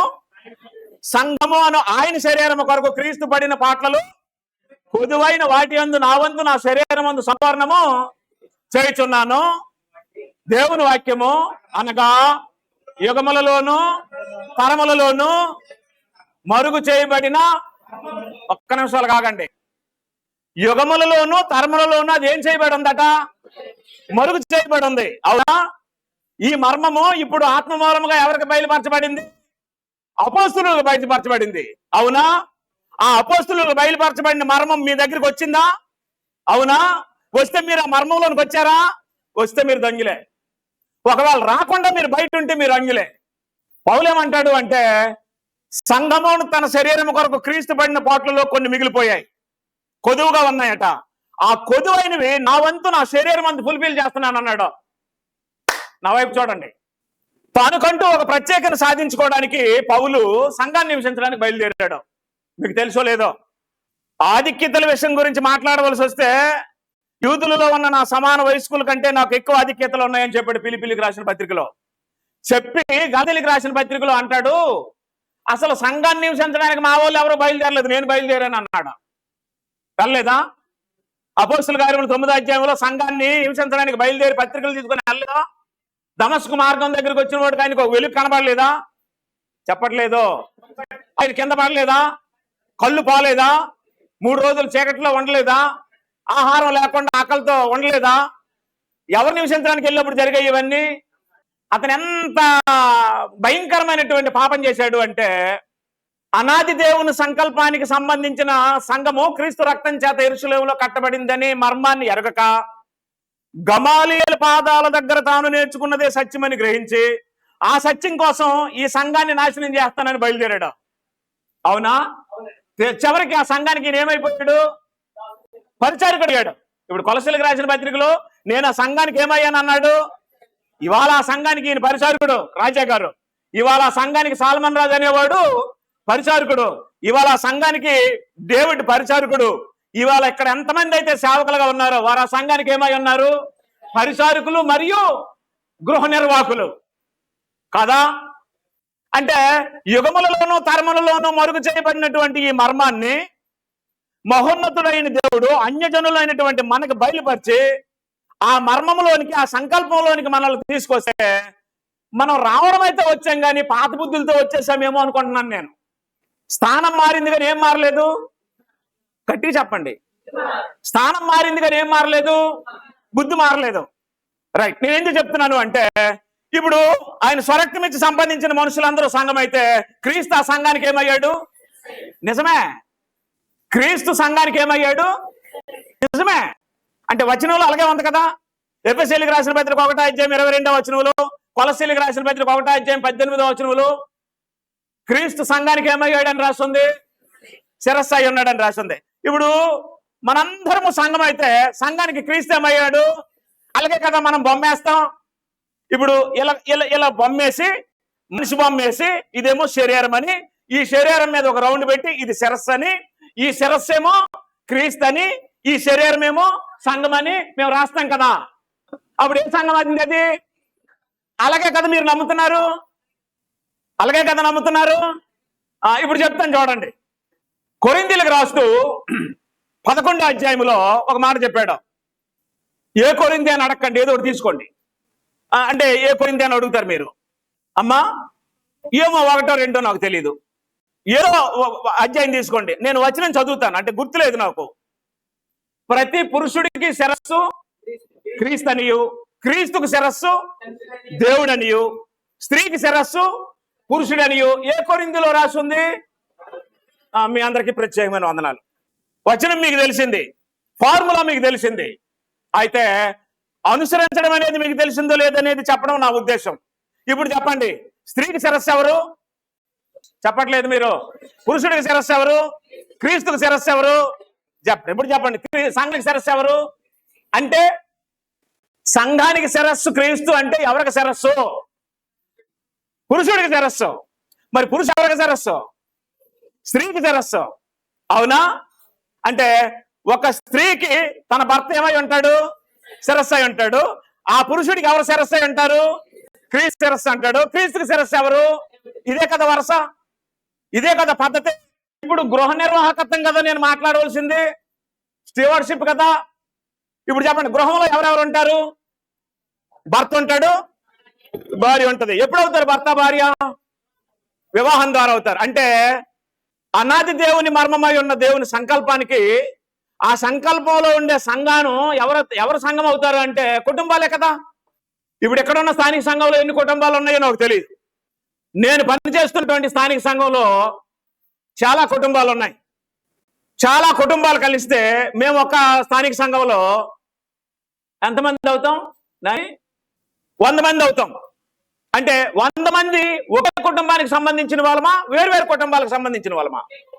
అంటే నా కుటుంబం, ఆయన కుటుంబం, మరో కుటుంబం, మరో కుటుంబం, మరో కుటుంబం, ఇలాగ అనేక కుటుంబాలు కలిస్తే ఏమవుతాం? ఒక కుటుంబం అవుతాం.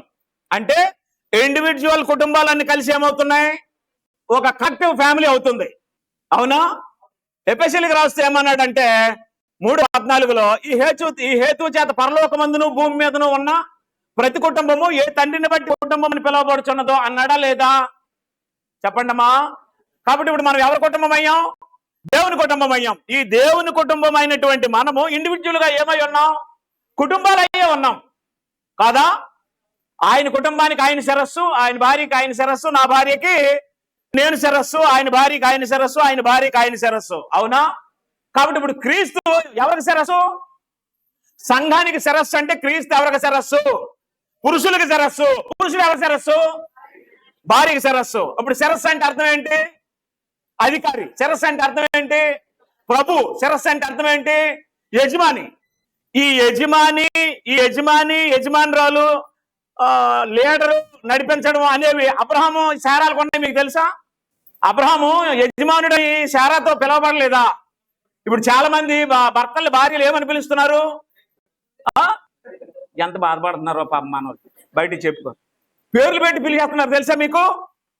అబ్రహాం దగ్గరికి శారా దగ్గరికి వెళ్ళి మీ ఆయన పేరు చెప్పమ్మా, జనాభా లెక్కలు రాసుకోవడానికి వచ్చానంటే ఏం చెప్తుందామి? ఆయన యజమాని, నేను పేరు చెప్పను, రై మీ యజమాని పేరు చెప్పండి. 318 మంది రైతులు ఉంటారు అక్కడ. ఇప్పుడున్నటువంటి స్త్రీలు ఎవరినైనా సరే నీ పేరు ఏంటంటే నా పేరు సొలోమి అండి అంటే, ఇక్కడ ఎవరైనా అలాంటి వాళ్ళు ఉంటే బాధపడకండి. మీ ఆయన పేరు చెప్పి, మా ఆయన పేరు అప్పారావు రాసుకోండి, లేదా మా ఆయన పేరు వెంకటరావు రాసుకోండి అని చెప్తున్నారు లేదా? అంటే ఎవరు నీకు? మీ ఇంట్లో పనుడు కాదు. ఆయన ఎవరు? శిరస్సు అంటే అర్థం ఏంటి? యజమాని. యజమాని అంటే అర్థం ఏంటి? అధికారి. అధికారి అంటే అర్థం ఏంటి? ఏలేవాడు. ఏలేవాడు అంటే అర్థం ఏంటి? నాయకుడు. నాయకుడు అర్థం ఏంటి? నాయకుడు అంటే అర్థం ఏంటి? నడిపించేవాడు. నీకు ప్రభు ఎవరు? యేసు ప్రభు అని ఇక్కడ నేను ఒప్పుకోను. ఇక్కడ ఉన్న స్త్రీలను అవుతున్నాను. మీకు ప్రభు ఎవరు? భర్త. ఇప్పుడు వెలిగింది లైటు. ఇంటికి వచ్చినప్పుడు నా ప్రభు వస్తున్నాడు అనుకుంటారా? అప్పుడే వచ్చేసాడు ఇవాళ డ్యూటీ అయిపోయినట్టు తొందరగా. మీకు అర్థం అవట్లేదా? నా ప్రభు ఎప్పుడు వస్తాడో నిరీక్షణ ఒక్కటే ఉంది కదా. నిరీక్షణ అంటే ఏంటి? ఎదురు చూడడం. పూర్వం అంటే మా అమ్మమ్మ వాళ్ళ పూర్వం కాలంలో మనుషులు భర్త వస్తే ఆ గుమ్మం దగ్గర ఆమె చెంబుతో నీళ్లు పట్టుకొని శుభ్రంగా ఒక టవల్ కూడా పట్టుకొని ఎదురు చూస్తూ పెట్టి ఆమె శుభ్రంగా తయారై తన భర్త కోసం ఎదురు చూసి ఆయన వచ్చిన వెంటనే ఆయన చేతిలో ఉన్న సంచి తీసుకొని, ఆయన చేతిలో ఉన్న సామాన్లు తీసుకొని ఈ చెంబుతో నీళ్ళు ఆయనకి ఇస్తే ఆయన కాలు కడుక్కునేక, ఆమె పవిటి కానీ లేకపోతే ఈ టవల్ కానీ ఇస్తే ఆయన తుడుచుకునేక ఇంట్లోకి తీసుకొచ్చి ఇద్దరు కూర్చొని కష్ట సుఖాలు మాట్లాడుకొని, అమ్మాయి బాగుందా, చిన్న అమ్మాయి ఏం చేసింది, పెద్దోడేడి చిన్నోడేడి అని కష్ట సుఖాలన్నీ మాట్లాడుకొని, అప్పుడు ఆయన భోజనం చేశాక ఆయన పక్కన కూర్చుంటే అప్పుడు ఆయన విడిచిపెట్టినటువంటి ప్లేట్లో ఆ భోజనం వేసుకొని ఆయన ఎంగిలి కావాలని తినేవారా లేదా? ఇప్పుడు ఇంకేం ప్రభు, ఇప్పుడు ఈ వండగానే ముందు ఎవరు తినేస్తున్నారు? వీళ్ళే తినేస్తున్నారండి. ప్రభువు గుర్తురాడు. అప్పుడు మీకు నేను నవ్వించడానికి రాలా. మీకు నా పాయింట్ అర్థం అవట్లేదా? మీ ప్రభు ఎవరు? మేము పెళ్ళిళ్ళలో వాక్యం చెప్తాం, కుమారి ఇదిగో నీ రాజు నీ ప్రభు, నీ సౌందర్యం కోరేవాడు అని అంటాం లేదా? స్త్రీకి శిరస్సు ఎవరు? పురుషుడు, భర్త. ఆ పురుషుడికి శిరస్సు ఎవరు అంటే మీకు సంఘానికి శిరస్సు క్రీస్తు అంటే ఎలాగ అర్థమైందో నాకు తెలియదు, కానీ నాకు ఎలాగ అర్థమైంది అంటే నాకు శిరస్సు అని అర్థమైంది. నా భార్యకి ఎలాగ అర్థమైంది అంటే నేను ఆవిడికి శిరస్సు అని అర్థమైంది. దీన్ని బట్టి ఒక పురుషుడిని ఒక స్త్రీ పెళ్ళైనప్పటి నుండి ఎలా చూసుకోవాలి? తన్ను పరిపాలించే ప్రభువుగా, తాన్ని ఏలేవాడిగా, యజమానిగా చూసుకోవాలి. అలా చూసుకునే పరిస్థితులు వస్తే ఈ రోజు కోర్టుకి పోలీస్ స్టేషన్కి వెళ్ళవలసిన అవసరాలు ఉండవు, విడాకులు ఉండవు. ఉంటాయా? ఉండవండి. పైపెచ్చి బైబిల్లో, నాకు తెలిసిన ఈ బైబిల్లో, నేను చదివిన ఈ బైబిల్లో లైంగిక విషయాలన్నీ పురుషులకు చెప్పబడ్డాయి, విధేయత కుటుంబానికి సంబంధించిన విషయాలన్నీ స్త్రీలకు చెప్పబడ్డాయి.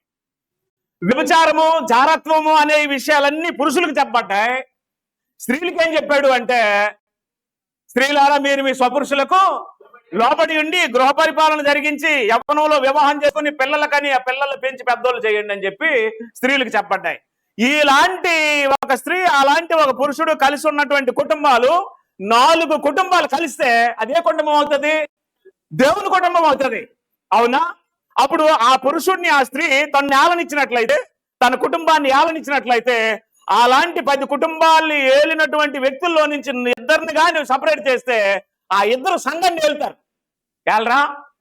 తిమోతి పత్రికలో, తీతు పత్రికలో సంఘ పెద్దల గురించి మాట్లాడుతూ ఏమన్నాడు అంటే, ఎవడైనను అధ్యక్ష పదవిని ఆశించిన ఎడల అటివాడు దొడ్డ పనిని అపేక్షించుతున్నాడు అన్న మాట నమ్మదగినది. అధ్యక్షుడు వాడు నిందారహితుడు, ఏకపత్ని పురుషుడు, మితానుభవుడు, స్వస్థబుద్ధి గలవాడు, మర్యాదస్తుడు, అతిథి ప్రియుడు, బోధింపదగిన వాడునై ఉండి మద్యపానీయు, కొట్టువాడును కాక సాత్వికుడు, జగడమాడిన వాడునై ధనాపేక్ష లేని వాడై సంపూర్ణ మాన్యతతో తన పిల్లలను స్వాధీనపరుచుకుని వాడై ఎవరిని? ఇంటి వారిని ఏం చేయాలట? ఈ ఇంటి వారిని ఏలే బాధ్యత, ఈ ఇంటి వారిని ఏలే పని ఎవరికి ఇచ్చాడు? యేసు ప్రభువు నీకండి. ఇంటిని ఏలే పని ఎవరిది? పురుషుడిది.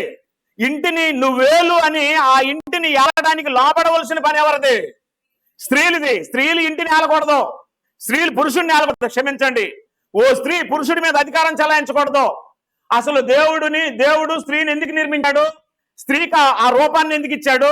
స్త్రీని బలహీనమైన ఘటంగా ఎందుకు చేశాడు? ఆ స్త్రీ ద్వారా దేవుడు ఏం సాధించాలనుకున్నాడు అనే విషయాలు వరుస క్రమంలో మొన్న ఒక డినామినేషన్ నేను చెప్పితే స్టన్ అయిపోయి ఆశ్చర్యమైపోయాడు. ఇది మాకు తెలియకుండా, ఇది మాకు తెలియదు కాబట్టి స్త్రీలే ఈ రోజు స్టేజ్లోకి బోధించేస్తున్నారండి. స్త్రీలే ఈ రోజు పాస్టర్లు అయిపోయారండి, దైవ సేవకురాళ్ళు అయిపోయారండి. లిప్స్టిక్లు వేసుకొని, చెక్కుల మీద ఎర్ర రంగు వేసుకొని, రోజు వాటర్ చల్లుకొని, సెంట్లు వేసుకొని, పట్టు చీరలు కట్టుకొని, ముసుగులు వేసుకొని ఏం చేస్తున్నారు? బోధించేస్తున్నారు. ఎందుకమ్మా మీకు తాపత్రయం అంటే, మరి పాత నిబంధనలో ఆ దెబోరా బోధించింది కదా, మరి ఆ వస్తి బోధించింది కదా, ఆ ఎస్తేరు బోధించింది కదా అని చెప్పి వాళ్ళని ఉదాహరణలు చూపిస్తున్నారు. కానీ దేవుని నియమంలో, కొత్త నిబంధన నియమంలో, క్రీస్తు స్వరక్తం ఇచ్చి సంపాదించిన సంఘంలో స్త్రీ తాలూకు పాత్ర ఏంటో తెలియకుండా ఈరోజు అనేక మంది ఏమయ్యారు? బోధకరాళ్ళ అవతారం ఎత్తారు. దయచేసి నేనేం చెప్తున్నాను అంటే, దేవుని అనాది సంకల్పానికి గండి కొట్టింది ఆదాము కాదు. ఎవరి వల్ల వచ్చింది అది? చెప్పట్లేదు మీరు. పాపము చేయడానికి మొట్టమొదటి సాతాను ఎవరిని వాడుకున్నాడు? స్త్రీని వాడుకున్నాడు. నన్ను క్షమించండి, కొన్ని ప్రాక్టికల్ చెప్తాను, ఒకవేళ మీకు నచ్చొచ్చు నచ్చకపోవచ్చు, ఇది వాస్తవం. 1000 మంది స్త్రీలతో సంబంధం పెట్టుకున్నటువంటి సొలొమోను పిచ్చెత్తిపోయి లాస్ట్కి ఏమన్నాడు అంటే, నాకు ఏదైనా అర్థం అవుతుంది కానీ స్త్రీ అర్థం అవుతుంది అనేసాడు. నేను అక్కడక్కడ వంకులో కారుకి ఆయిల్ కొట్టించినప్పుడు, మామూలుగా ఎవరైనా ఫ్రెండ్స్ కనిపించినప్పుడు, ఎక్కడికైనా ఎవరైనా వెళ్ళినప్పుడు నేను ఫస్ట్ ఏం అడుగుతానంటే, మీకు మ్యారేజ్ అయిందండి అని అడుగుతాను. అయిందండి అంటాడు. మీకు మ్యారేజ్ అయిందండి అంటాడు. అయిందండి అంటారు నాకు. అప్పుడు నేను ఏమంటానంటే, ఎందుకు అడుగుతున్నారండి అని అంటే, ఎందుకు పెళ్లి చేసుకున్నానా అని ఎప్పుడైనా మీకు అనిపించిందంటే, అనిపించిందండి అంటాడు. అంటే ఎందుకు నాకు ఈ పెళ్లి లేకపోతే బాగున్నా అని మీకు ఎప్పుడైనా అనిపించిందా అని నేను టెస్ట్ చేయడానికి అడిగితే కొంతమంది ఏమంటారంటే అనిపించిందండి అంటారు. ఎందుకు వాళ్ళకి అంటారు అంటే పిచ్చెక్కించిందట. స్త్రీకి ఏ పిచ్చి ఉండాలి? భర్త పిచ్చి ఉండాలి. ఏ పిచ్చి ఉండకూడదు? డబ్బు పిచ్చి ఉండకూడదు, నగల పిచ్చి ఉండకూడదు, మేకప్లు పిచ్చి ఉండకూడదు, లిప్స్టిక్లు పిచ్చి ఉండకూడదు. ఏ పిచ్చి పట్టాలి?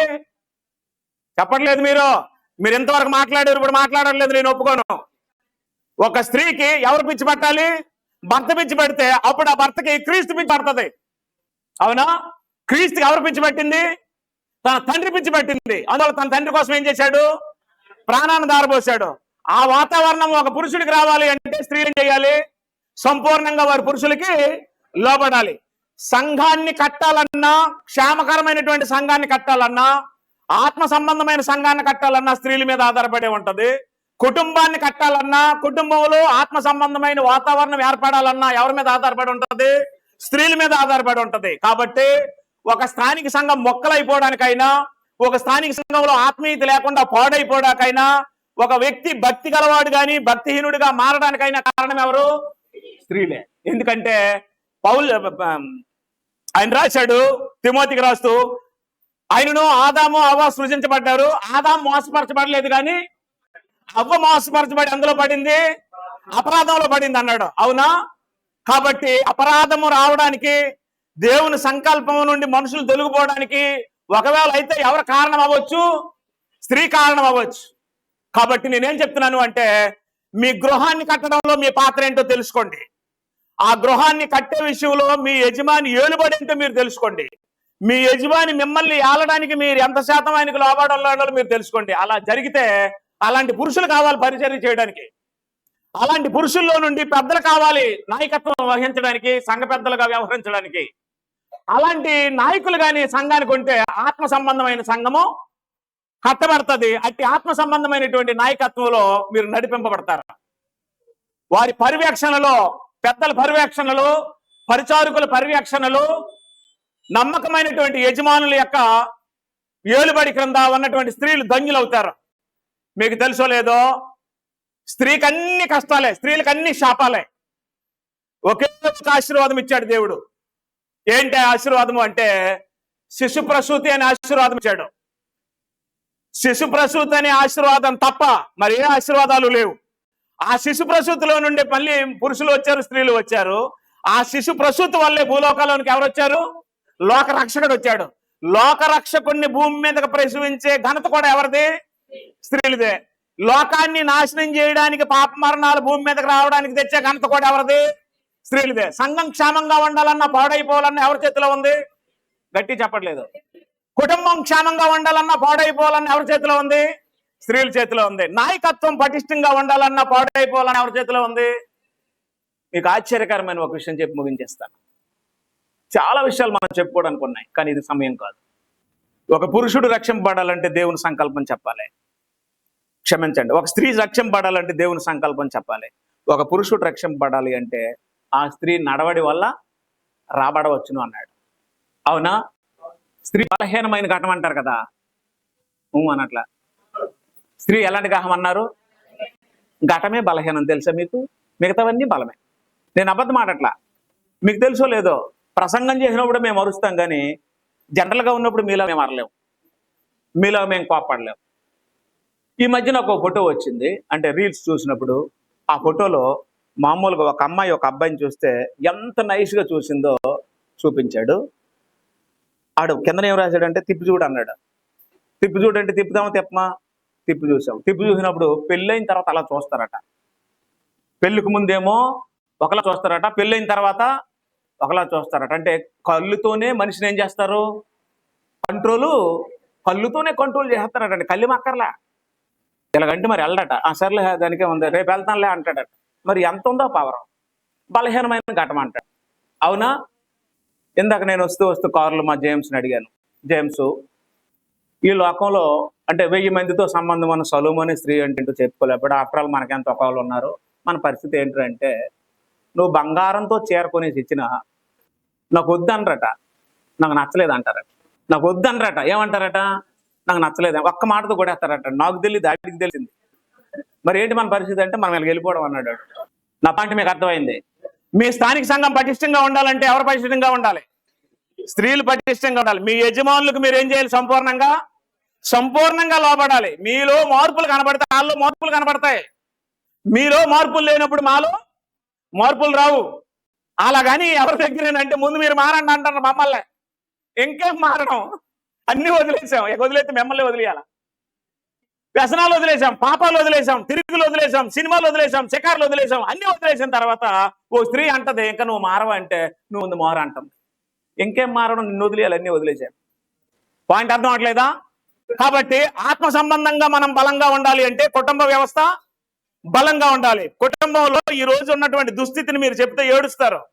ఇక్కడ కూర్చున్న మీలో గాని, ఏ స్థానిక సంఘంలో కూర్చున్న స్త్రీలలో గాని ఎవరినైనా అడిగితే మా పిల్లల కోసం ప్రార్థన చేయండి, మా మాట వినట్లేదు అన్ని వాళ్ళు ఉన్నారు. అవునా? బైబిల్ ఏం చెప్పిందంటే మొక్కయి వంగనది, మొక్క బాల్యంలో వంగనోడిని మానైన తర్వాత ఎలా వంచుతావు నువ్వు? ఆ పరిస్థితి రావడానికి కారణం నీకు బోధించే బోధకుడు కాదు. ఆ పరిస్థితి రావడానికి కారణం నీ యజమాని కాదు, నువ్వే. ఎందుకంటే సమూయేలుని వంచింది వాళ్ళమ్మ మొక్కయి ఉన్నప్పుడే, మోషని వంచింది వాళ్ళమ్మ మొక్కయి ఉన్నప్పుడే.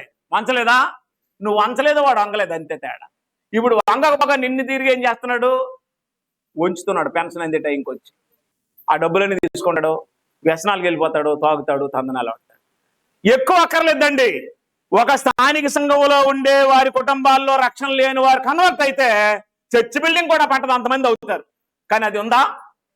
ఎంతమంది లేరు ఇప్పుడు మన కుటుంబాల్లో రక్షణ లేనటువంటి పిల్లలు? ఇవాళ ఇక్కడ మీటింగ్ అవుతుంటే వీధుల్లో తిరిగిన వాళ్ళు, బల్లేసుకు తిరిగిన వాళ్ళు, ఎంజాయ్ చేయడానికి ఫ్రెండ్స్తో వెళ్ళిపోయిన వాళ్ళు ఎంతమంది లేరు? రారా బాబు, ఈ రోజు ప్రార్థన అవుతుంది, సాల్మన్ రాజు వస్తున్నాడు, వాక్యం చెప్తాడని మీరు చెప్పినా రారాలు. కారణం వాళ్ళు వదిలేశారు. మీరు అలాంటి పరిస్థితులు రాకుండా ఉండాలి అంటే నియమాలు తెలుసుకోవాలి.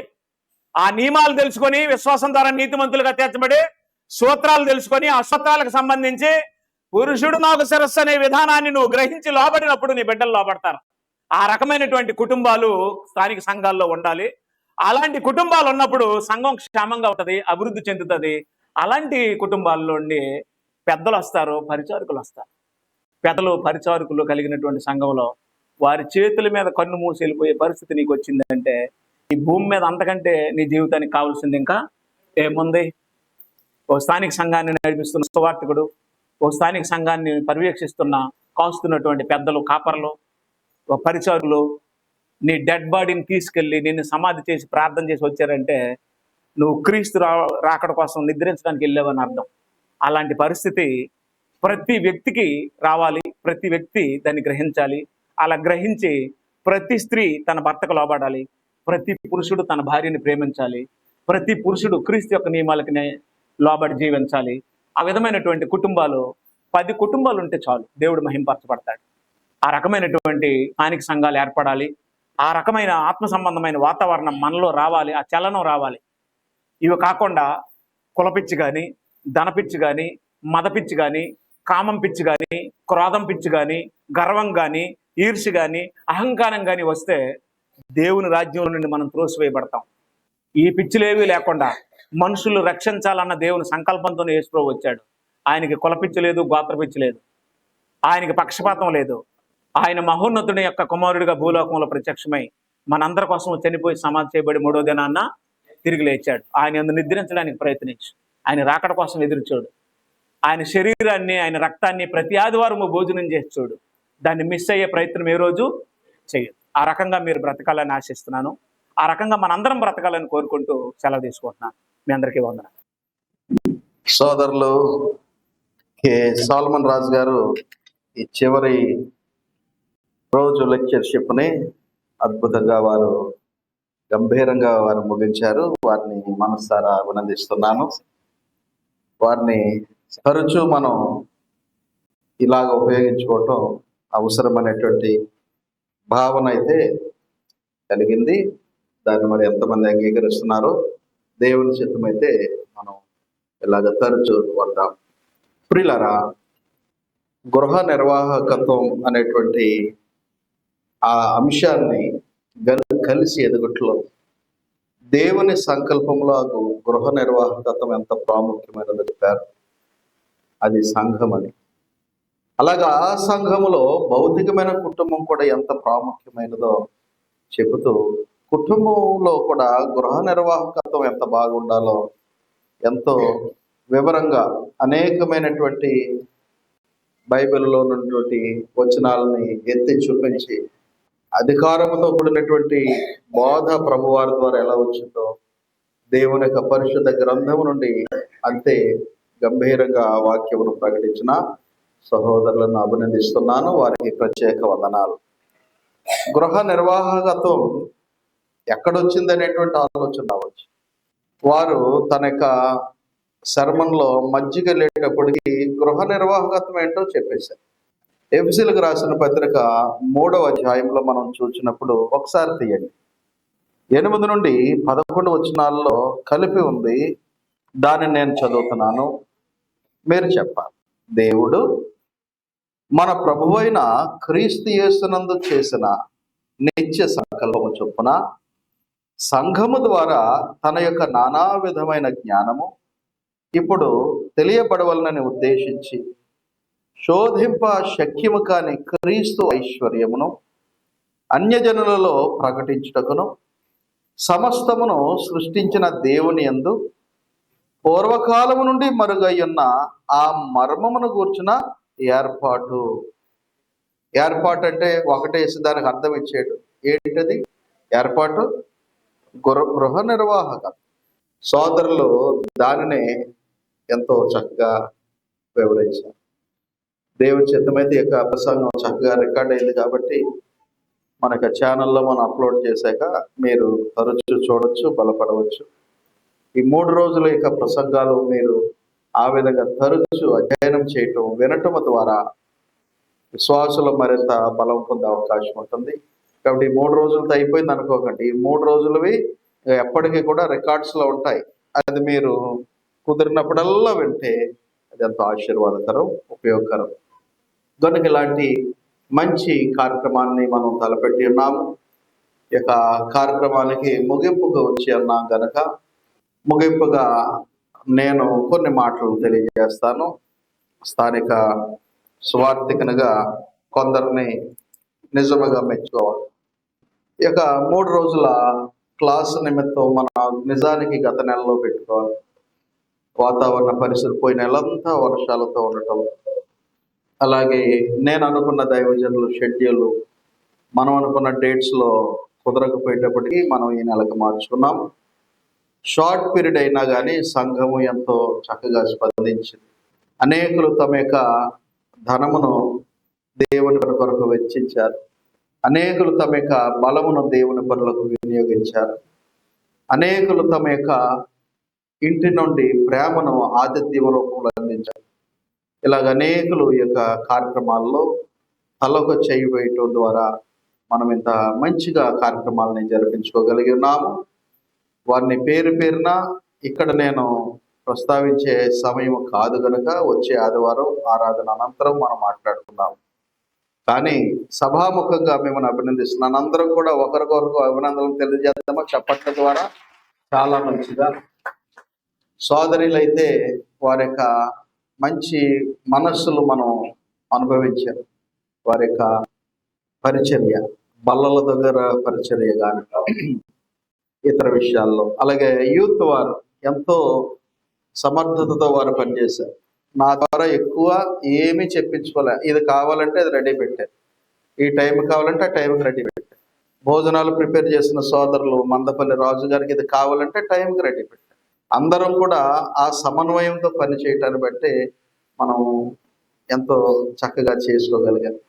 కనుక యూత్ వారిని, సోదరులను, సహోదరులను నిజముగా అభినందిస్తూ మనందరికీ చక్కని వాక్యములను అందించినటువంటి మొదటి రోజు ప్రసంగికులైన బ్రదర్ సుజిత్ ప్రేమ్ గారికి, అలాగే నిన్నటి దినముందు చక్కని వాక్యమును అందించిన మన ప్రియులు పెద్దలు గౌరవనీయులు అక్కులు గారు శ్యామల బాబు అక్కులు గారికి, అలాగే నాటి కార్యక్రమంలో చక్కగా గంభీరమైన స్వరంతో ఖండించినట్టు మాట్లాడుతున్నారు కానీ వాస్తవానికి అది లోపల ఆయన యాంగిల్ అది. అలాంటి మంచి చొరవతో ధైర్యముగా దేవుని వాక్యమును ప్రకటించినటువంటి సోదరులు కె సాల్మన్ రాజు గారికి మరొక్కసారి మన యొక్క అభినందనలు తెలియజేస్తాం. ఈ సమయంలో మనం ఇంకా ఆలస్యం చేయకుండా ప్రేమ విందులోనికి వెళదాం. ఎందుకంటే లేటుగా ప్రారంభించినా తొందరగా మనం ముగించుకోవాల్సి వస్తుంది. మీకుండే షెడ్యూల్ని బట్టి దూరం వెళ్ళే సువార్థికులు ఉన్నారు, అలాగే డయాబెటిక్ పేషెంట్స్ వృద్ధులు కూడా ఉన్నారు కనుక మనం ముగిద్దాం. రోజు మీద కాస్త ఆలస్యమైంది కనుకనే అతి త్వరగా ఈ కార్యక్రమాన్ని ముగిద్దాం. నేను పలికే పేర్లు సహోదరులు త్వరితముగా ముందుకు రావాలని కోరుతున్నాను. ఈ సమయంలో ఈనాటి ముఖ్య అతిథులుగా మన మధ్య మొదటిసారి వచ్చి తన ముద్రను రాజమండ్రిలో వేసి వెళుతున్నటువంటి సహోదరులు సాల్మన్ రాజు గారిని మనము చిరు సన్మానం ద్వారా వారిని అభినందించి సాగనంపుదాం. కనుక వారిని సహోదరులు స్టేజ్ మీద తీసుకురావాలని కోరుతున్నాను. సోదరుల్ని మనం అభినందిద్దామండి. రండి మేడం.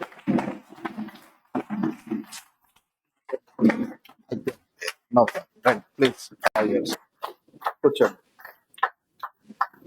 మరి సహోదరు రామలింగి గారు, సమరదంకులు గారు షాల్వాతో దుస్సాల్వాతో మరి వారిని సత్కరిస్తుండగా జాన్ బాబు గారు, అలాగే బహుమానం గారు, అలాగే కె రవికుమార్ గారు సార్ పూలమాలతో గౌరవించాలనుకోరు. అందరం కూడా చప్పట్లు కొడదాం. రండి, చప్పట్లు కొడదాం. అలాగే మెమెంటో అందరూ చేస్తున్నాము. Thank you. మీకే ధన్యవాదాలు యాక్సెప్ట్ చేస్తున్నందుకు బ్రదర్, చాలా సంతోషం. ఎందుకు చెప్పండి. మరి సన్మాన గ్రహీతలకు వందనములు, అలాగే సన్మానించిన సంఘములో ఉన్నటువంటి సహోదరులకు వందనాలు. ఆఖరుగా మనం ఒక పల్లవి, ఒక చరణంతో మనం ముగించుకుందాము. అందరము లేచి నిలబడదాం. బయట ఉన్న వారు లోపలికి వచ్చేయండి. యవనస్తులు పిల్లలందరూ కూడా ముందు వరుసకు రండి. ప్రార్థన అనగానే అందరూ కూడా మోకరించాలి. ఎవరు? పిల్లలందరూ. పెద్దల్లో కూడా మీకు ఒకవేళ అనుకూలమైతే మీరును మోకరించండి. శాశ్వతమని నమ్మకు ఈ దేహం అనేటువంటి పాటను పాడుకుందాము.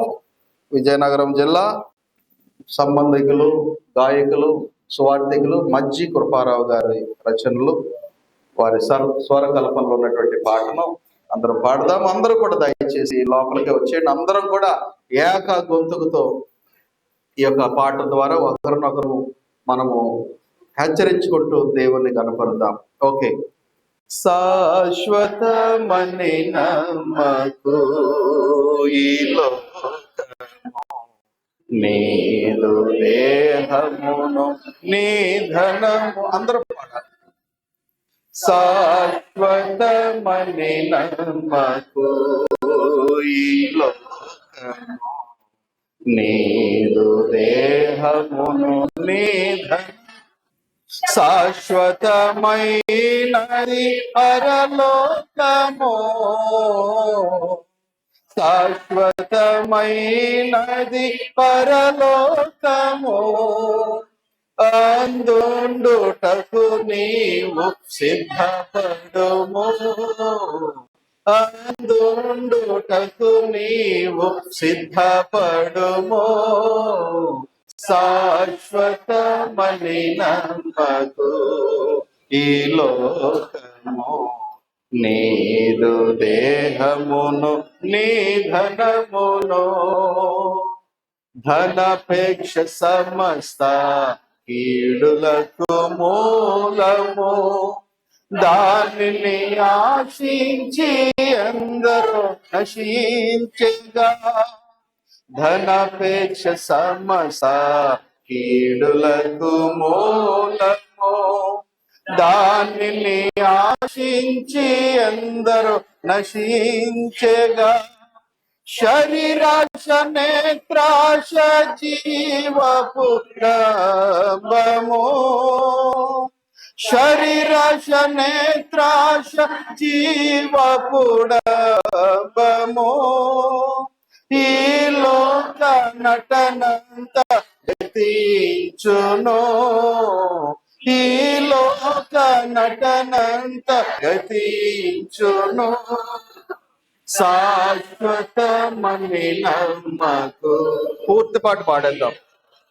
నీదు దేహమును నీ ధనమును, ధనమున్నదని నీవు గర్వించకు, బలమున్నదని నీవు విర్రవీగకు. ధనమున్నదని నీవు గర్వించకు, బలమున్నదని నీవు విర్రవీగకు, అందమున్నదని నీవు అతిశయించకు, అందమున్నదని నీవు అతిశయించకు. ఈ లోక నటనంత గతించును, ఈ లోక నటనంత గతించును, శాశ్వతమని నమ్మకు.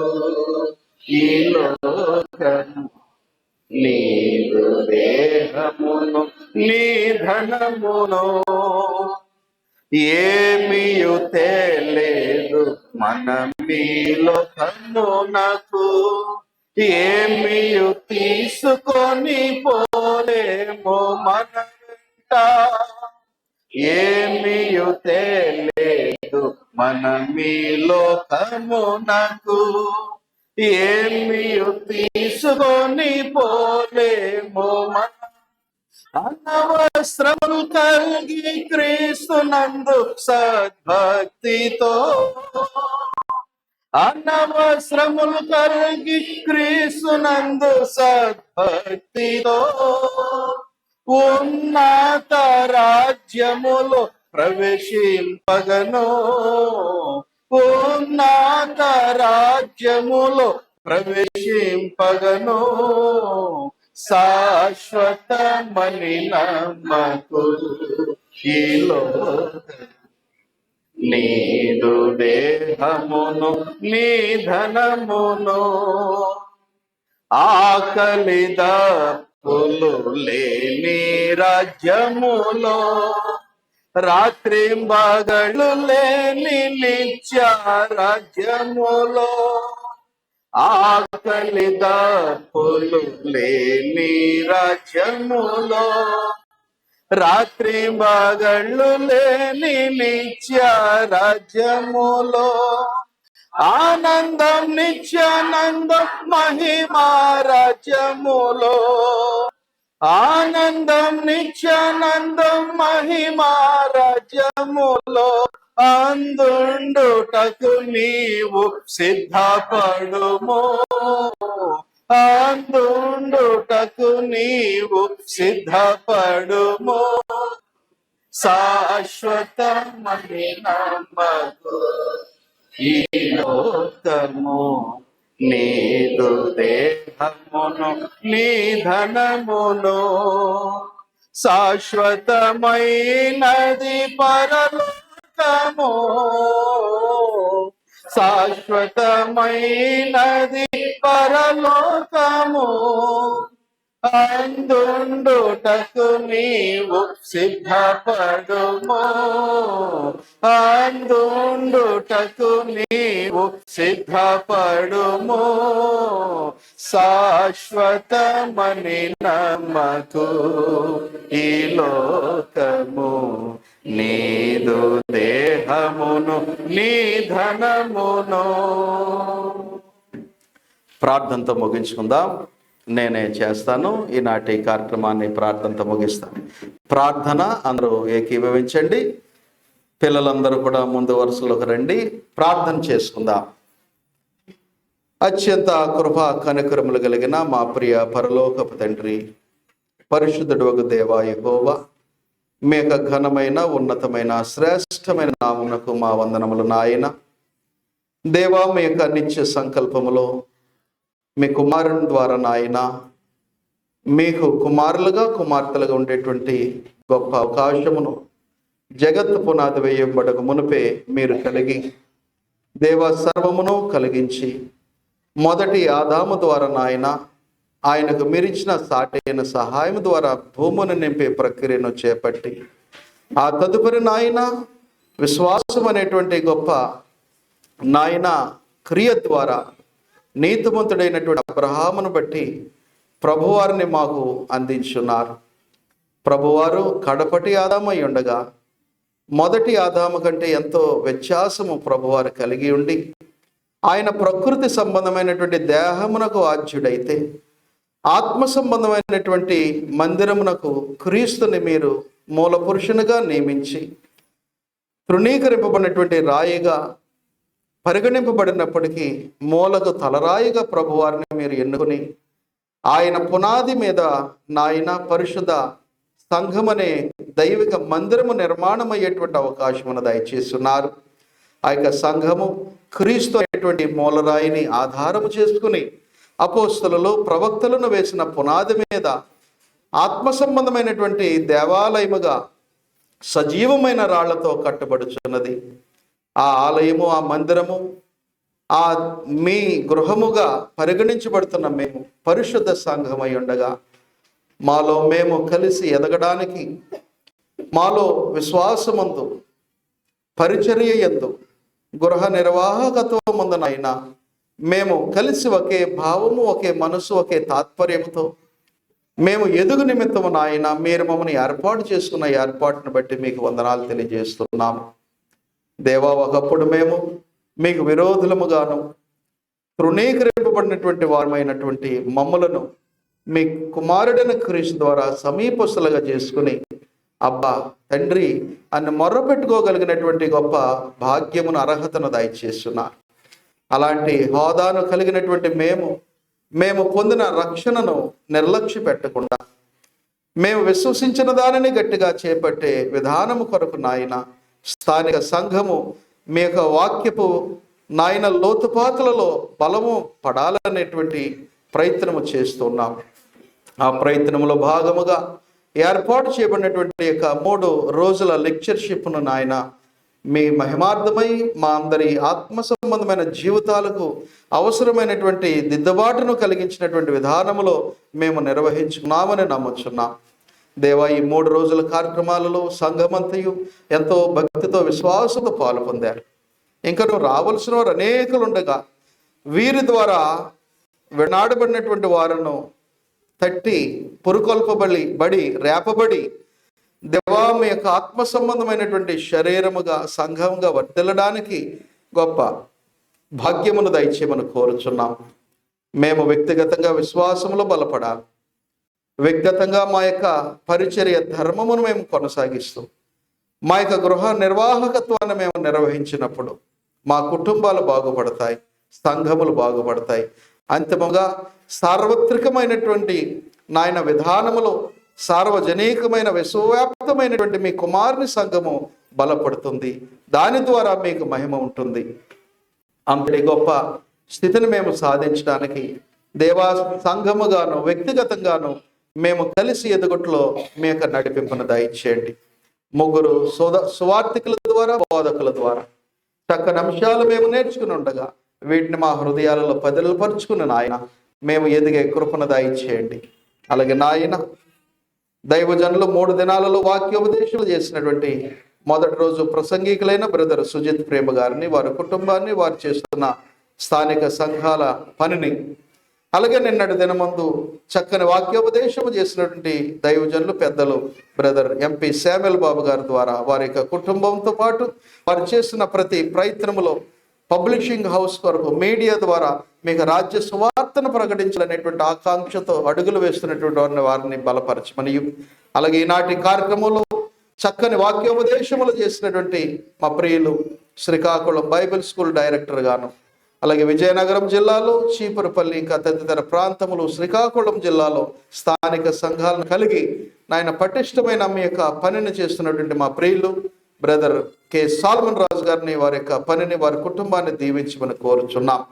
ఈ 3 రోజుల్లో ఇక కార్యక్రమాలు మీ మహిమార్థమై జరపడానికి, మాకు మేలుకరంగా ఉపయోగకరంగా నిర్వహించుకోవడానికి దేవా ప్రత్యక్షంగాను పరోక్షముగాను సహకారం అందించి తమ ధనమును, తమ బలమును, తమ జ్ఞానమును, తమ శక్తిని, సమయమును దేవా మీ పని కొరకు దారబోసిన ప్రతి వారి ఎడల మీరే కృప చూపించి దీవించి ఆశీర్వదించమని కోరుచున్నాం. మాలో అనారోగ్యాలతో ఉన్నవారు ఉన్నారు, వృద్ధులు, విధవరాండ్రు ఉన్నారు, గర్భిణీ స్త్రీలు, బాలింతలు, చంటి బిడ్డలు, దేవా చిన్న బిడ్డలు మొదలుకొని ఉద్యోగస్తులు, అనుదిన వేతనం కొరకు కష్టించే కష్టజీవులు, వ్యాపారస్తులు అనేకులు మా మధ్య ఉండగా వారందరినీ వారి స్థితిగతులలో మీరే సహాయముతో నడిపించి దీవించి ఆశీర్వదించమని కోరుచున్నాం. దేవా, ఈ 3 రోజుల యొక్క ముగింపు రోజున ఆయన ఈ రోజు మేము కార్యక్రమాన్ని ముగించి ప్రేమ విందులోనికి వెళ్ళి ఆ తదుపరి మా గృహాలకు వెళ్ళబోచుండగా మా ద్వారా మీరే మహిమ ఘనత ప్రభావములను పొందుకొనొచ్చు. మీ యొక్క దైవికమైనటువంటి ఆశీర్వాదములను మీ కుమారుడైన క్రీస్తు ద్వారా శాంతి సమాధానములను కరుణా కటాక్షములను దేవా మీ కరుణను మాకు అపారముగా దయచేయమని ఇక్కడున్న ప్రతి వారిని ఆ విధంగా ఆశీర్వదించమని కోరచ్చు. ఈ యొక్క ప్రార్థన ఈ మనవులన్నీ మా ప్రభువును మా రక్షకుడైన యేసుక్రీస్తు వారి పరిశుద్ధ నామమున మిక్కిలి వినయముతో ప్రతిమాలు వేడుకుని ప్రార్థించుచున్నాము తండ్రి, ఆమేన్. అందరికీ వందనాలు. దయచేసి కూర్చోండి. పిల్లల్ని కంట్రోల్ చేయలేకపోయారు, దయచేసి గమనించాలి. అలాగే నాన్నగారు ఉదయం మధ్యాహ్నం నేను మాట్లాడినప్పుడు సంఘానికి ప్రత్యేక వందనాలు, కృతజ్ఞత వందనాలు తెలియచేయమని, నాన్నగారు ఆరోగ్యం కొరకు అందరూ కూడా ప్రార్థించమని వారు కోరి ఉన్నారు.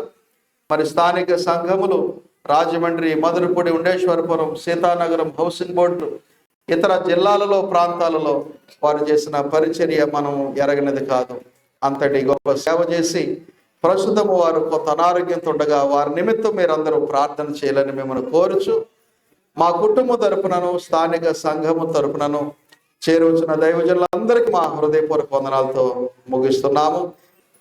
సోదరులు జాన్ సునీల్ గారికి, అలాగే ఇంకా దైవజనులు కొత్తగా వచ్చినటువంటి సహోదరులు ఉన్నారు, వారందరికీ వందనాలతో ముగిస్తున్నాను. సెలవు. దేవుడు మనందరికీ తోడై ఉండి దీవించునుగాక. ఆమేన్.